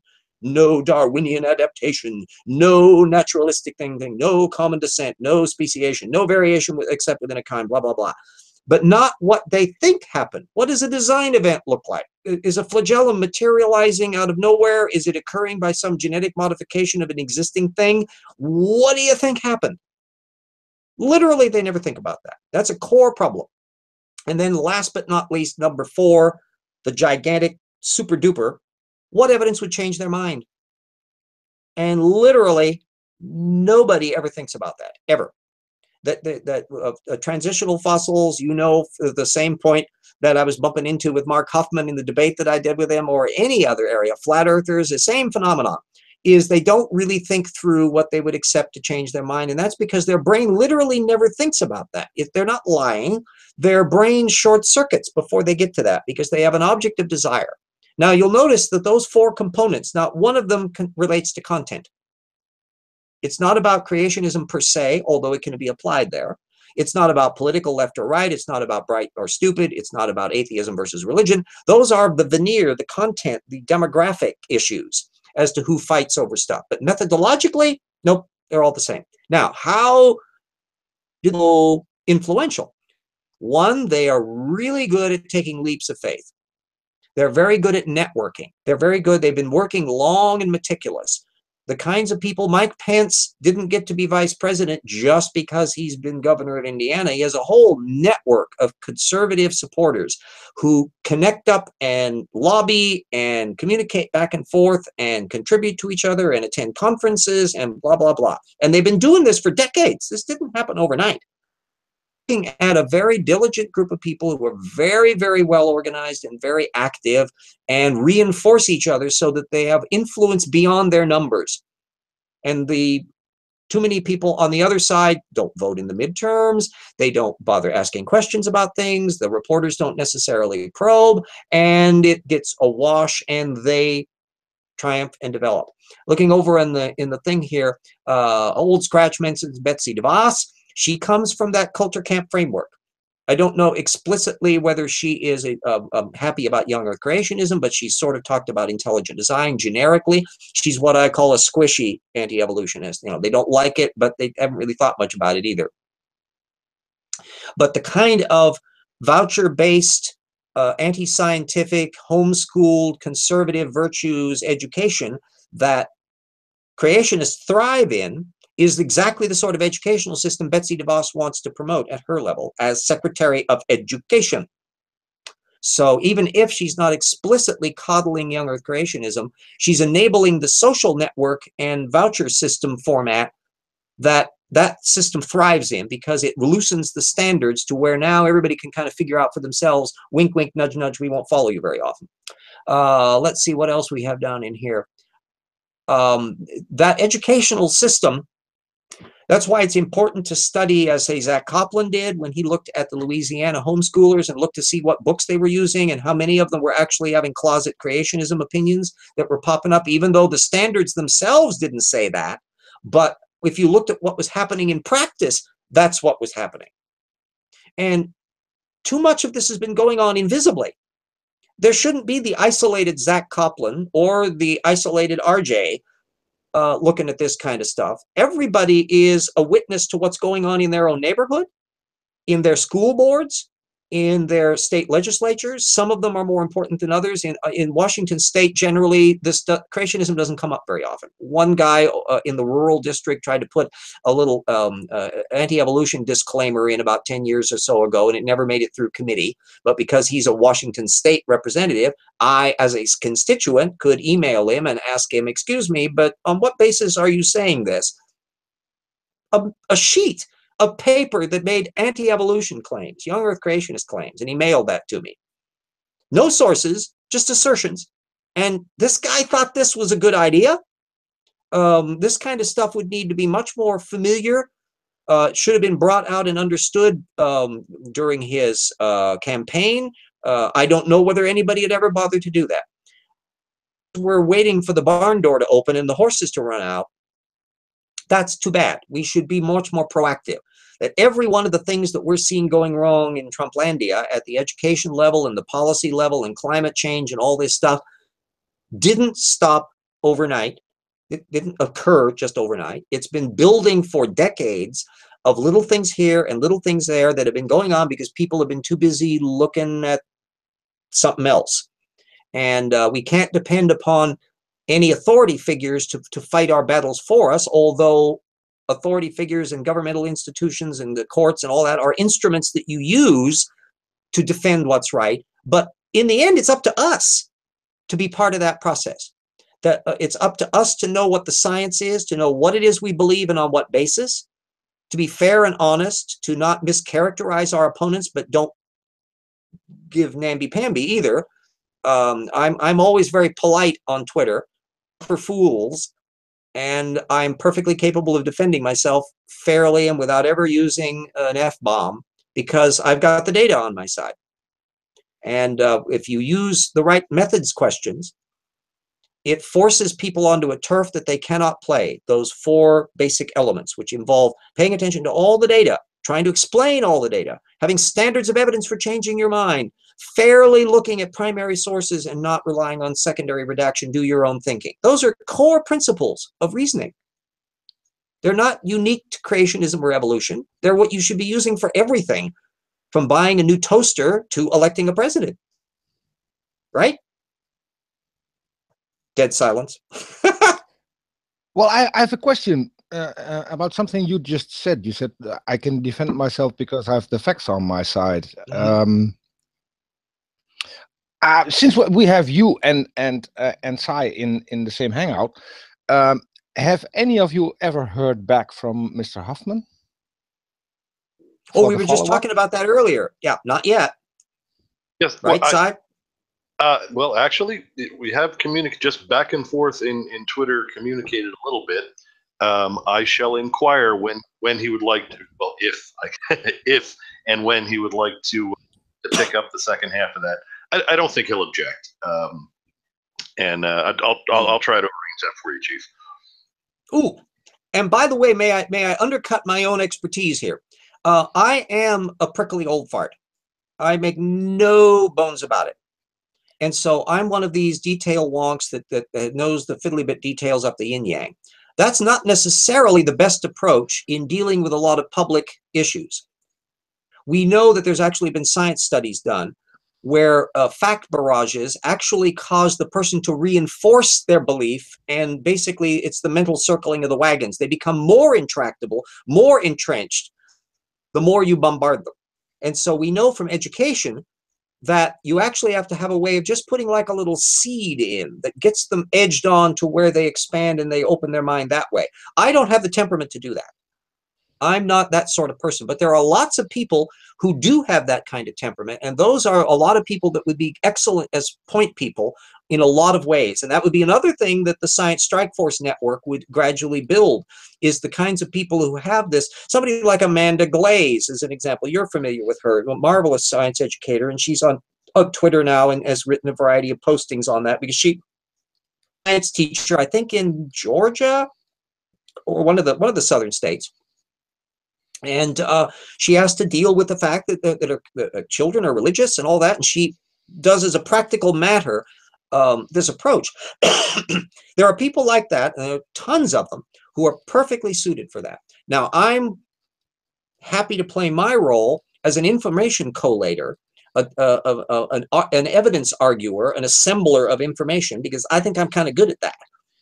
But I don't claim universal tools to where if I were in a context of where you wanted to persuade or edge people towards more free thinking and rigorous analysis, that my approach is not necessarily going to be the best one. But yet somebody who has better social skills in that regard can draw on the information and decide which arrow to pick from the quiver to make use of for that tactical maneuver. And that is something, by us connecting together, we can do, I think, fairly effectively. Well, I have to say, I've adopted at least one of your methods, and that's asking about their source materials. And you're absolutely right, because I haven't come across one who could point me to any source materials. I'm often tactical about how I do it. And Sai, you both of you have probably, because you follow me, you've been seeing me at work. And what I'll be doing is I'm looking at some question or point. I don't respond to absolutely everything. You, Ross, can put up some stupid link to a technical paper on astrophysics that really he's not even using it to argue anything other than real physics works. And so I just let him pass on that one. But it comes up that relates to a point at issue that's a disputed point, about how I'm going to maneuver in on that. Now, he's a fact claimant. He's at the upper echelon, whereas if you find somebody down in the lower echelon, because I follow, Take That Darwin and various others, and Sci Strike and others that will be retweeting and calling attention to stuff. And I'm looking in on that one. I'm trying to determine several things. One is, can I determine if they're a young Earth creationist or not? Because that determines what field they're playing on. Sometimes they self-identify. Sometimes they'll just toss out something and they're having a discussion or a debate between two people, and I kind of come in and make a little light comment. What I'm doing is putting my foot in the discussion, and then at some point I'm going to put in the and what's your sources. That how fast I get to it varies, but I will always want to get to that because for one thing, hope springs eternal. I'm really hoping that someday somebody can actually answer the question, but I'm not holding my breath because I know how their minds think. And the point is that they've never fact check a damn thing, and the vast majority of people that you encounter online will never have actually remembered a source. They will have just gotten stuff out of the cloud of their social network, and very few of them, maybe 5% at best, are ones who think themselves expert. They're the ones who will toss names at you. They'll toss actual books and videos and other kinds of things, at which point, now you're on the method field directly. If they do that, boy, I can jump in. And the idea is to know provenance, to know background of things. Too many, both of you have probably seen me, that I will actually kind of stomp on some of the people who are defending science, and they jump to the conclusion that somebody is a creationist when they're actually an intelligent designer. And they never stop to find out which first. So they go on about talking snakes and that, you know, when maybe not the best approach to do. So it's all tactical, and to figure out what's the best avenue to get information on the field. Now, another point is, I'm not there to persuade them that they're wrong. The odds of doing that are really rare. No. The more people involved, and now that we've moved into the new version of Twitter where there's more characters and they can have a long string of people in a chain, I'm doing it for those observers to bear witness, to show how the method works, to push back on particular points. When somebody brings up a generic subject, I'll try to put a specific work related to it so that they can now pick off of that. So I'm always trying to nudge people onto the primary source data and actual information and up-to-date information. And it's occasionally I'll find some things where some defenders of evolution will be making a bad argument, or they'll be basing it upon a mistaken assumption or older material. And then, of course, I'm always warning people to be careful if they're venturing into origins or bust territory, because, you know, don't try to imply that we figured out how life originated. No. But you can find ways of defending on all of those turf if you know how to maneuver through the field. And I try to pull them off of the origins or bust plinth, because that's the mechanism they're using to avoid all the other data. And the reptile-mammal transition is an ideal one, because I know all the players there. So I don't have to be, I'm not going to be worried about somebody coming up with something out in left field where they go, well, you didn't know about that. No, I'm sorry, I read all of it.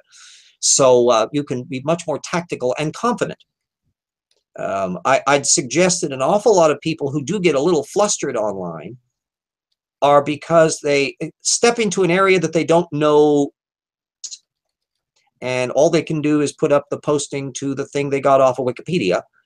And that's not really good enough nowadays. We got to move beyond that, because we have a much better data set on it. It's not that Wikipedia is a bad idea as a springboard, but I use it to glean initial information on stuff. But it isn't the end destination. And I think everybody is much better off if they have studied at least a few things really well, and that they love that particular subject.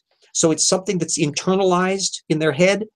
And so it's not something that they've had to read because they copied it out of a Jerry Coyne book. It's something that they have a genuine interest in. That's always the best thing to get. And those are what I would call the litmus tests. I was talking with Jackson in the room before we started the video. That things that you can have as a thing that you have internalized. You know the data stream at a fundamental level. You know the responses to it. So that means that you can use it as a measuring stick to deal with somebody that you didn't know before. And because you know this turf, you can analyze their responses to figure out where they are on that caliper, and then figure out how to respond to it. Lord Crocosquirrel in there says, was Wikipedia ever more than a springboard? Well, I joked in Slam Dunk about how when Michael Denton, in his new book on evolution, still a theory in crisis, he wanted to dismiss the evidence for the theropod bird connection, dinosaur bird connection. He has, in one paragraph, he had 2 footnotes. And the one was to a Casey Luskin posting, his sole source at the Discovery Institute for dismissing feathered theropods. And then his other one was to a Wikipedia article, not a technical paper. And I thought to myself, gee whiz, you know, is this guy writing a grade school term paper? I mean, what the hell is he doing citing a Wikipedia article? And worse, the Wikipedia article had a lot of information in it, and including stuff on feathered theropods with technical references and material on the development of feather. Alibardi's work was noted in there, and I couldn't help but noticing that Denton never bothered to bother with Alibardi.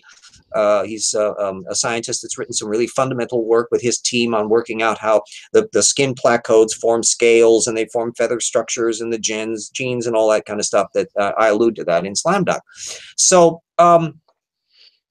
Wikipedia is a useful tool. In paleontology, though, I often found cases when I look up taxa, I get this generic Wikipedia article that has no references and it's like 2 lines. And I'm going, whoops, that's not going to help me any. So I actually have to go back to Google and start ferreting in from another direction until I can find something which is more directly onto that. So all of these are fundamental research skills, and I don't expect everybody in the world to be as anal retentive as I am when it comes to source scholarship, but everybody has something they're interested in. I bet Peter does, and I bet Cy Pug does, and everybody in the live chat has areas, whether it's history or biology or genetics or any other areas where they've got kind of a hankering. They love dinosaurs, or they have, and there's some area that woo believers have that's going to bump into that. And you can use that as your avenue for working out, clarifying your own viewpoint, for one thing, and it also makes you much better to defend. And so the collective population of all of us individuals who have our own individual interests, but collectively gather together a mass of knowledge so that that can be drawn off as this vast cornucopia, to where if you don't know it, you can ask somebody who does, that's trustworthy, and you can interconnect in the network. We've got the capabilities to do that. We just have to figure out how to piece them all together. I find Twitter handy because it's allows direct messaging. It's linear in format. It's if you look at something like the Great Debate format or some of these other, or even the Science Strike Force website, it's a series of little boxes like Facebook. Have their own little thing in them, but they're not, you can't immediately see which one's the most recent or kind of interactions. And so you're kind of a couple steps removed from stuff, and it tends to compartmentalize. Whereas I found probably more technical information and more interactivity through the Twitter medium than I ever did on Facebook or any of these others, because I'm getting stuff in a linear feed, and I can sample what I'm interested. I follow a modest number of people, but they're all kind of like tripwires. I don't follow every stupid creationist. I don't need to do that. I have other people who will do that for me. And I can follow them, and I can see that, and I go, I don't need to get in on that conversation. Or something where I think I can benefit from, I can get in on that conversation. And then the scientists, whenever I find a scientist that's on Twitter that's in my bibliography that's done work I've been drawing on, follow. Boop. And that means I now can look over their shoulder where they pop up, or they, talk about this new technical paper that's suddenly popped up. Now, it may or may not be relevant to TIP. If it is, bingo, I'm just ahead of the game. So all of these little spider tendrils that you can do, I found I can't do that really on Facebook. Or anything organized like that. It's too slow. It's too disconnected. It's too compartmentalized. But Twitter has once you learn how to ride the Bronco, it's a remarkably effective medium. And you can interconnect directly by messaging. You can have private conversations that can go on, so things that can be done with a measure of privacy. And other areas, everything else I do, I'm assuming everyone in the universe is going to see it. It's all public. So I never say anything that I wouldn't want to scream from the rooftop. And the more people that can pay attention to it, the better. May I also remind everybody who is on Twitter, or for that matter, who can get to my TIP website, pick my damn brain. You can ask me any subject matter, or not, but I'll respond. I check the TIP website every day, and there are occasionally things that pops up. I know I've helped Paleogenomics and Jackson on their work in this area, where they can bring up subject matter, and I can put my comments in and then bring up new information that they wouldn't know about, save them time. Jackson, in the thing on Proto-Avis, he was going to spend all this time researching this damn creationist reference to this paper, and I go, excuse me, I already know the answer to that. I can speed you up on that and move you ahead of the game to boot. How many people are there out there like me who have also their expertise and interests, that all we need to do is to figure out how to connect up and make it available in such a way that it's as easily accessible as possible, so that everybody can do the best they can under the circumstances, and collectively we can try to make a network to compete with the woo people who have been doing a really good job over the last few decades, and we're seeing the bitter fruit of it. We should be able to do that too. We're annoying, but we're not stupid. Well, here I'll pause for breath and take a look at what says. I'm doing some study on the reptile mammal transition these days. Yeah, it's a fun one. For one thing, it's us. The reptile mammal transition is not some obscure side issue. It's the reason why we're what we are. Duh. So you literally, another reason I love it is because it's something where you've literally got the props. You don't have to carry around a PowerPoint and a computer. You've got your bloody jaw, you've got the ears, you've got the physical structure, you've got the hair. You can literally use your own body as an illustration of the evolution of our phylum and our vertebrate class and our family and so forth and so on, just by highlighting the various elements, every one of which has solid science data and experimental work and all the rest, down to our teeth and everything else, that puts it close to home in a way that birds and other things are interesting. Although if you're a bird lover, you may really want to home in on that bird-dinosaur connection and all of that. And it's also interesting. And I'm a huge dinosaur lover, so I followed the dinosaur issue independently of whether there was any creationism involved. I'm just fascinated by it. So I keep up on that technical literature all on its own. Oh, Fino says, so if we ever built a time machine, we should go back to the transitional ancestors and beat those senses back into them we've always lacked ourselves. Oh, that's one of the that's one of the ironies about evolution. You can't anticipate the future, that you don't know what's useful in advance, and only the big luck of the draw and the circumstances of it play. Ironically, I would suggest that one of the reasons why us vertebrates ended up doing what we do is precisely because we have a badly designed eyeball.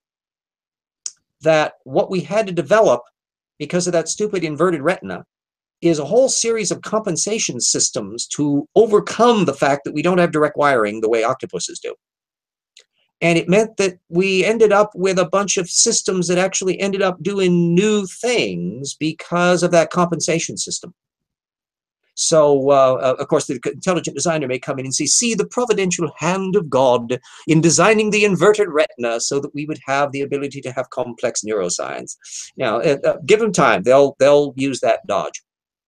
Hayev asks me, when you find those Wikipedia stub articles that you don't find useful and have to go out to look for more, do you ever go back to the stub and add what you found? No, I haven't, actually. I've always avoided being a contributor on Wikipedia. I let other people tackle that task, in part because I'm uber busy with everything as it is. It's, to keep up with the data stream on the TIP project is a full-time thing. And I know that I discovered how full-time it was in the times when I have to stop doing it. And very quickly I would get to the point, even when I had ink to be able to print stuff comfortably, I would easily get to the point, if I had to take my mind away from it, where I'd have to put stuff in a stack that I would get to later, and then get to later, and get to later. And so even as it is now, I'm ferreting through material during that backlog stuff where I'll pick up a paper and I go, oh, gee, 2009. Whoa, that one sure got off the list in a hurry. And there is some advantage to coming back to old material that way, though, because you get to look at what's happened since. A silver lining on that But I do know that the amount of material that comes in, typically there are dozens of technical papers that are coming in easily every week. And I need to follow up on stuff in terms of the anti-evolutionists. So I monitor now as a steady stream the Discovery Institute and Answers in Genesis and all these others. Fortunately, the little bastards self-identify. So they put out their tweet of their new little post. They're putting up the stuff they think is most important. So they're self-identifying. And if it refers to technical literature, then project to be measuring that. So like there was just a thing on, oh yikes, it wasn't about giraffes. It was on another particular technical issue that popped up. And there was a whole slew of technical papers in it, about 5 or 10, 15 of them. And it turns out an awful lot of it, oh yes, it was on cats. Yes, it was about, there's a new paper that came out in fairly new, 2011 creationist paper working out the cat kinds. And they were basically the only ones who had done this. And so there are a couple creationists that I didn't know before, and so I had to put them in the bibliography. I had to hunt around to see whether or not they'd done anything else. They haven't really done. But they were listing technical science works. And so I've been tracking each one of those down and finding out the context of them, and finding most of them, virtually all of them, I was able to get full text. And then that goes into the hashtag tip bibliography. So in due course, that then goes in the big pile related to systematics. That will be one of the second or third books down the line that I would want to go through, where I'll be processing all of that information, turning it into a standalone book. And that means it'll all be pre-processed so that in future that can all be added into the TIP project in the free chapter format. Same thing with the Slam Dunk. At the moment, Impoverished Writer Needs the Money, so it's a standalone book. But it was research that I needed to do to pull all of that stuff together on the reptile-mammal transition that eventually, if I can ever get on a more stable financial footing, every piece of work that I would be doing would be eventually ending up at the main TIP website format so that it's openly accessible to everybody forever. And then theoretically, I would have trained somebody by that time to take over when I drop dead, which I'm not immortal. So that this would be an ongoing system that will be a permanent institution, that will be a clearinghouse and organizing that will cover all of anti-evolutionism and all of the technical material that is coming relevant to it, and all the various anti-evolutionists, some of whom haven't been born yet, so that the TIP project will be a universal tool that's like what the Talk Origins Archive tried to be, but it's too disconnected and it's not updated enough. Permanently updated, constantly ahead of the game. We can do this. It's the 21st century. So I'm trying my little steps to construct this kind of a thing and to measure the full range of the technical literature and what the creation has come up with so that we can powerfully. And with Slam Dunk, that's the first order of business to where I showed what I can do and what the method can do. That it's not just a mild shoehorn. It's not just a little, oh, you creationists are quote miners. No, excuse me, here's the data field. Who at the creationism movement has screwed up on it, and you don't even have half a leg to stand on. You're all pathetic, and you can literally see why. And I've covered everybody, and so boop, there's no outliers. And so theoretically, we can do that on everything. It's just a matter of pulling all the information together and getting it organized. I eventually would have to reach the point where I have enough resources to do a much more official website. Theoretically, we would want to have little mini videos to where people could link to. Everything would be hyperlinked, searchable, all of that kind of stuff. I came up with an indexing, at least for the initial work, but it's still not yet searchable. I've still got to get used to everything you see online is free. I mean, it was free WordPress. The person who hosts it is my dear friend Aaron, who he drives truck, but he owns a web server. And so he posted the website free of charge for me on there as a favor. That's a blessing that I've had to make use of everything that I could do because I have no resources. So I've had to do everything on the fly, and I think I've made progress, but there's still so much more work to do. So hopefully that kind of answered that little question, kind of, sort of. That the whole issue about information flow, I can kind of testify in my own history that when I started out work on TIP back in the 1990s, There were a lot of criticisms of creationism out. The National Center for Science Education was little busy beavers. Everybody was starting to go internet.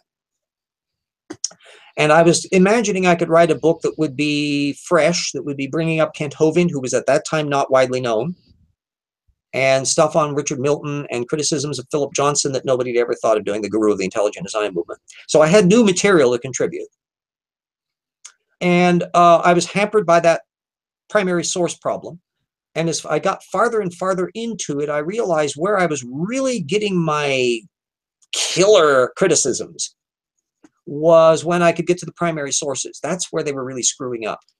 And so in the course of the next 5 or 10 years, I really honed my analytical method to where I realized that's literally where I'm peeking under the hood of the mind of the anti-evolutionists. Asai and I, you know, we've jibber-jabbered back and forth on the fact that you have the position that a lot of people from Andrew Snelling and Kent Hovind are just liars. They know they're wrong.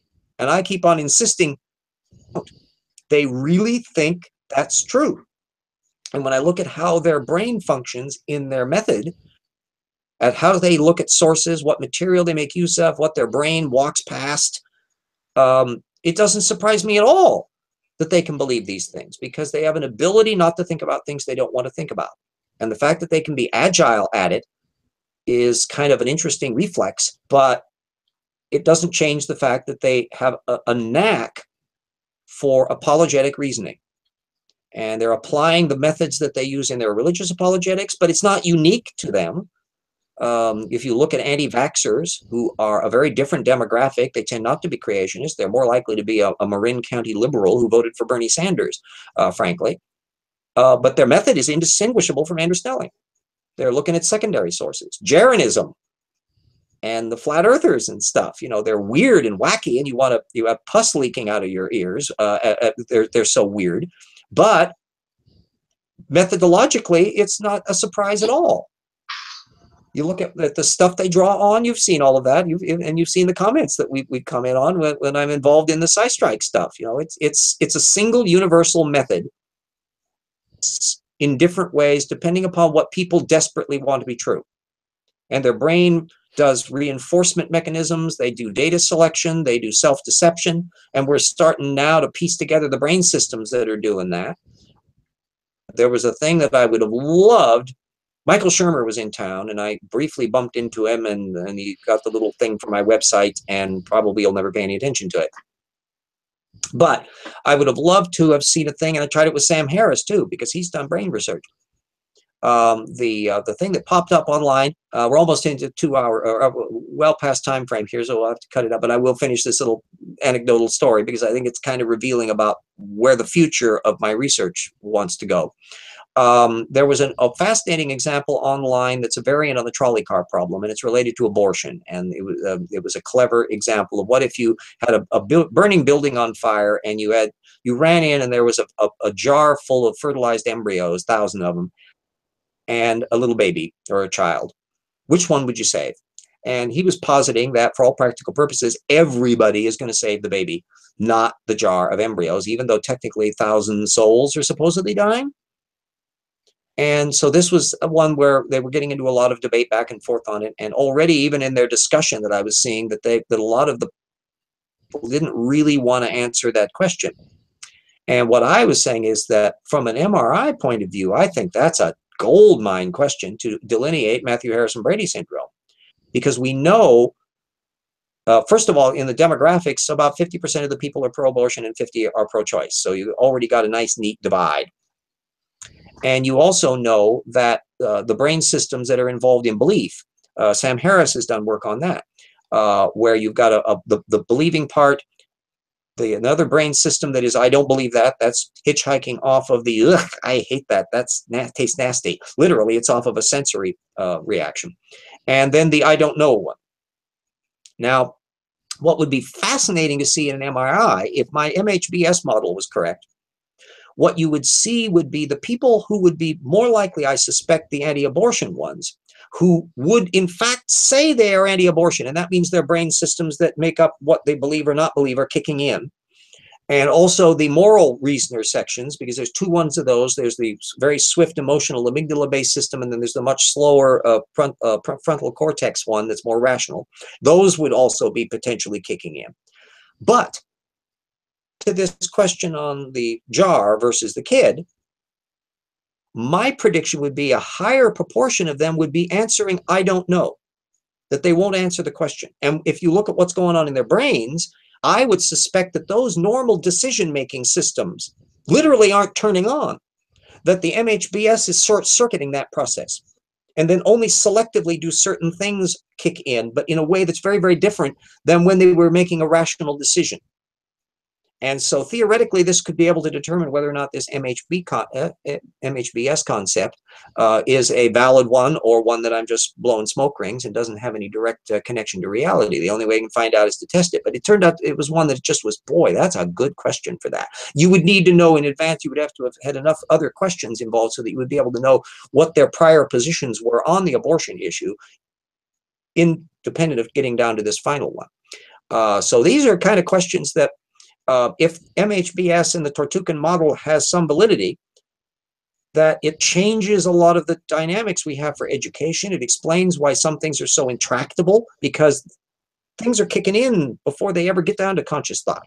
And objects of desire can override that, and we would actually have a brain mechanism for it. I don't know that there's a cure for it. There may not be. It may be that deeply intractable, but at the very least, it would help kind of contribute it. So in that respect, my tip work would have helped to delineate something that would actually have kind of lasting, I don't know whether or not they would say the Downard syndrome or something like that name for it. I don't care. But I would be curious to know whether or not it would actually turn out to be the case. I will pause for breath and get reaction as we prep to shut down here for the day, because we ran an hour over. Silence? Oh, from us. I thought you meant Yeah, from... yeah, you people. If I shut up for a length of time, for heaven's sakes, jump in. I thought you meant you were going to look at the public chat for reaction. My apologies. Sorry to leave you in abject silence there. Yeah, but tick tock, tick tock, tick tock. At least I don't have, like a little bum bum bum bum and cricket sounds and all that stuff going off during the gap. The one thing I did want, you're absolutely correct on, is the you mentioned Science Strike Force, which is I mean, it's a group of people with similar attraction or love of science and all that sort of thing. But you're right, G+ is not the best forum for that sort of thing. It does not facilitate following of threads and searches and all that sort of thing. In defense of it, it was started 2 years ago, and it was exclusively on G+, and it is almost impossible. We're all feeling our way. These are all, I have gone from a standing start of nothing in the beginning of the year to the point where I'm at now. And that's all due to people like you who have helped enormously, who've given me pointers and show me how to do the work and all that kind of stuff. So, and you always have to remember, it's not the razzle-dazzle fiddly-bit stuff. I don't care about platform. I don't care about modality.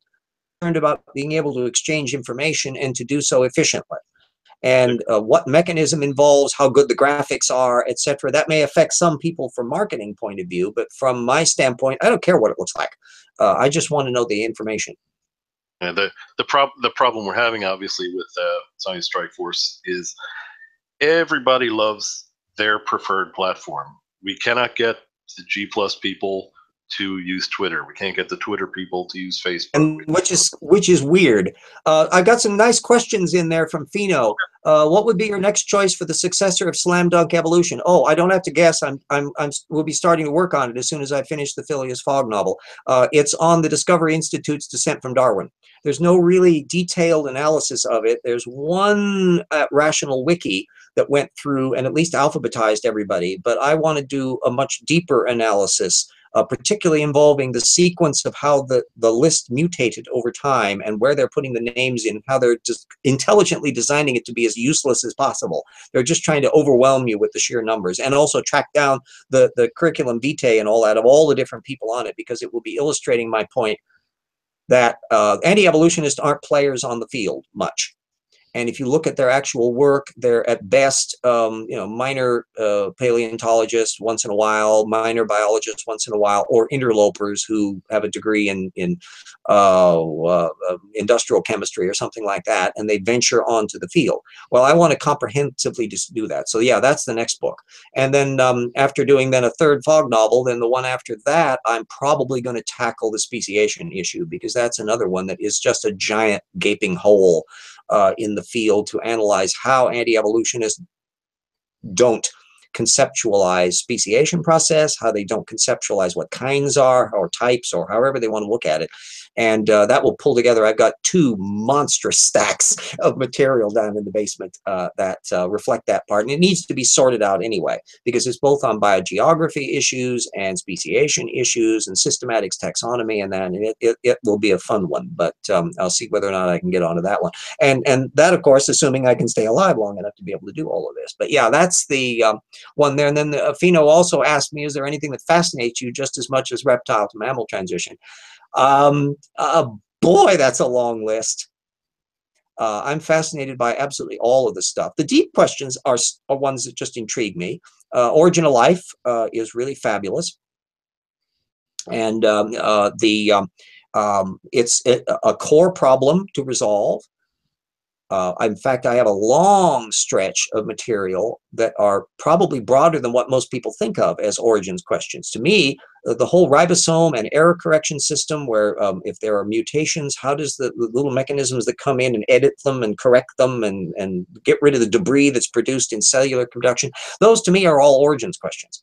And so even though some of them may be down more towards the LUCA, the last universal common ancestor, and exactly when that was in relation to the origin of life is still kind of an open question. They still haven't worked out all the paleogenomics on that yet, and may not within my lifetime.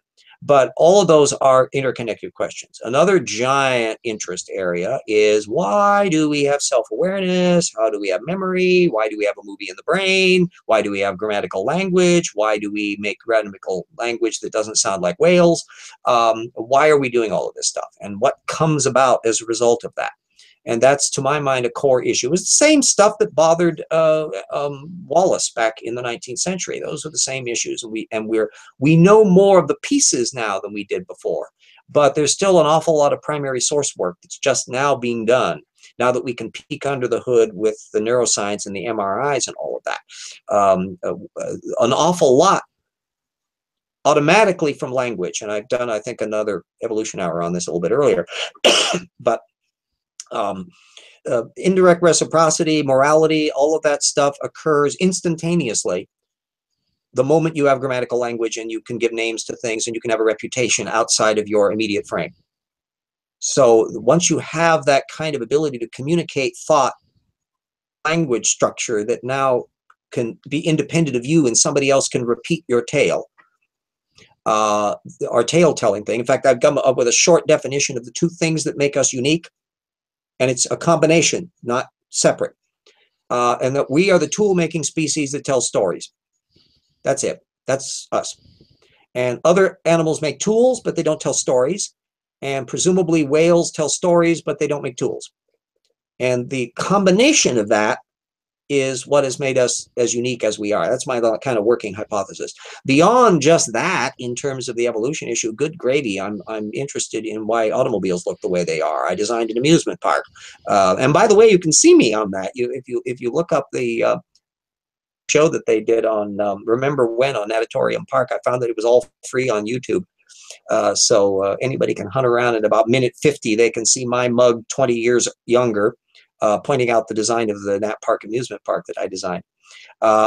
And I'm interested in the history of games, and I'm a classical music buff and a film music buff, and there's a whole bunch of stuff that I have interest in. So once I become intrigued with something, I just kind of auger in, and I'm fascinated with it till I know every possible thing about it. And if it's an open-ended thing, like film music, I'm never going to stop being interested in it. So that was a bit of a, yeah, hi, Ev says, Fino, yeah, are you referring to the scientific descent from Darwinism list? Yeah, and that's what I'm referring to. There's a bunch of different versions of it. It started out time of Pennsylvania and Dover back in the early 2000s as a couple hundred names of snarky, intelligent design people who were complaining about Darwinism. And then they got added to, and then it turned into the official descent from Darwin. I think 2007 or so was the first one that was officially called that. And it's expanded now, and I think there are 1,100 names on it at the moment. And what nobody has thought to notice is the multiple versions of them. They're always in a PDF format, by the way. If you look at the Discovery Institute, they're never as an HTML. And if the first thing you noticed, or I noticed, is they're not in alphabetical order. So presumably the first listing, the 700 to begin with, everything in the order they were signed. Okay, what do you do when you add new names? Well, it's not in alphabetical order, so they're not sprinkled alphabetically. And I immediately discovered that the new names aren't up in the front and they aren't at the back. So where the hell are the new names? They've added on more and more names each time, but they're never in a spot where you can see easily who's been added. So theoretically, with a PDF, you can go through name by name searching for a particular person, but it's not easily organized at a glance who's on it. And so that was part of the trouble. Then also I want to ferret down and make a sub-analysis to find out how many of them are young Earth creationists. I know there are a few on there. Baumgartner signed it, and there's a couple others that are young Earth creationists. But I suspect most of them are not, but still I want to track it down. And then an awful lot of them probably have no paper trail at all. That the only thing that we know that they have a problem with Darwinism is because they signed the stupid list. These are the least interesting ones on the list. But everybody that's got a bit of a paper trail on there will be fun to do, and no one's actually collated a full work other than the thing that was done at Rational Wiki. So I think, yeah, that's another one. To knock the pretension holes, I'll be discussing the Glee Club thing, the great scientists who were creationists, all of that stuff comes up in this whole issue of, does creationism and intelligent design have any scientific legs in terms of how they construct theories and work out what they think happened? And are we to take them seriously, or is just basically a grumpy cat club? And I contend that it's a grumpy cat club, that they're really not contributing much of anything to anything. And if you look at the people that are on the list, these are not the heavy hitters in their field. So there's no great revolution going. And that means that anybody who wants to have the Discovery Institute list thrown at you, you'll have my book eventually as a benchmark on that. So what else we got on here? Yeah, Kitzmiller versus Dover. That's Answer to Pheno. That was 2006. I did a whole section on that in tip 1.7, where I was looking at Michael Behe's testimony and a few other of these things. And we'll want to discuss plugging those as we go along. Well, we're past our 2-hour mark on here on the Evolution Hour. Anybody that's been watching, I'm trying to plug away on it. I'm certainly in need of any support you can get. I've thanked Peter for retweeting the calls for the book and the GoFundMe and all the rest. We'll see how much crowd we can get going on that. Boy, there's more than enough people out there. James, you want to share your intro with people? Yes. Yes? Yeah, if you can put that up. You have access for screen sharing? Or I can give you a command or whatever it is you should be able to do that. If not, I'll give you a command to do so. It works. Arrow up in the left corner, that always is trouble to get up. I've always found that persnickety. Sometimes, whenever I want to get it in a hurry, it's always slow. I look like a doofus trying to call it up. You'll have to screen share me full screen and then choose present to everyone. Let me see what we got here. I've got to do. That's what I want to do here. To everyone. Completely white. I think that will do it there. Yeah. Yeah. Screen. Okay. Okay. I think you're up. Apparently no sound, but we will see his draft for the Peter logo. We were talking about a kind of a steampunk motif because my Phileas Fogg novels run in that vein. Ooh. Clocks. I love gears. Okay. Aye. And then the main logo. That's his new medallion.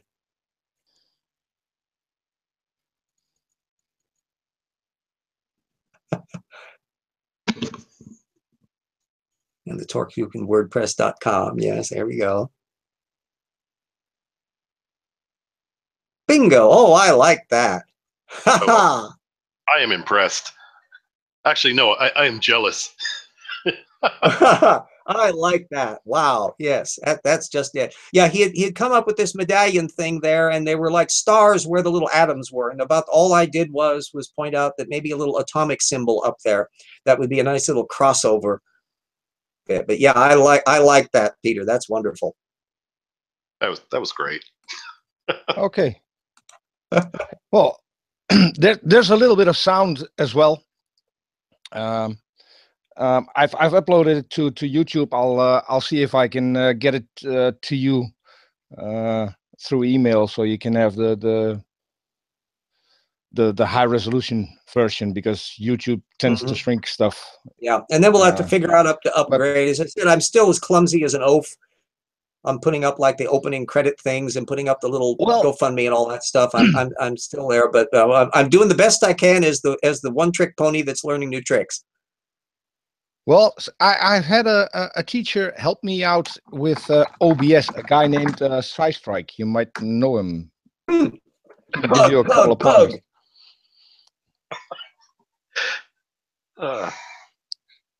I like OBS. But I can attest to the fact that just knowing you two, and also Jackson, all of the things that I've been able to do to progress, to make my things better and to communicate more effectively, it's all because I bumped into you guys. That's most kind of you to say. Yep. Oh, Hayev asked, was that an Enigma machine in the middle of that? I know there was a typewriter that flitted in there. Is there a bit of the Enigma machine in that? Well, what this is actually, it's all Photoshop PDF files that are animated and thrown together as yes, some kind of factory where your logo is manufactured. So that's pretty much what I went for, and I did it in a kind of sepia look to make it a little bit more steampunky. So. Yeah, the look of it is very, very nice. I like that kind of vibe, and that acts as a multiple connector with my other nom de plume of writing the steampunk Phileas Fogg books. That will link up very, very nicely on that.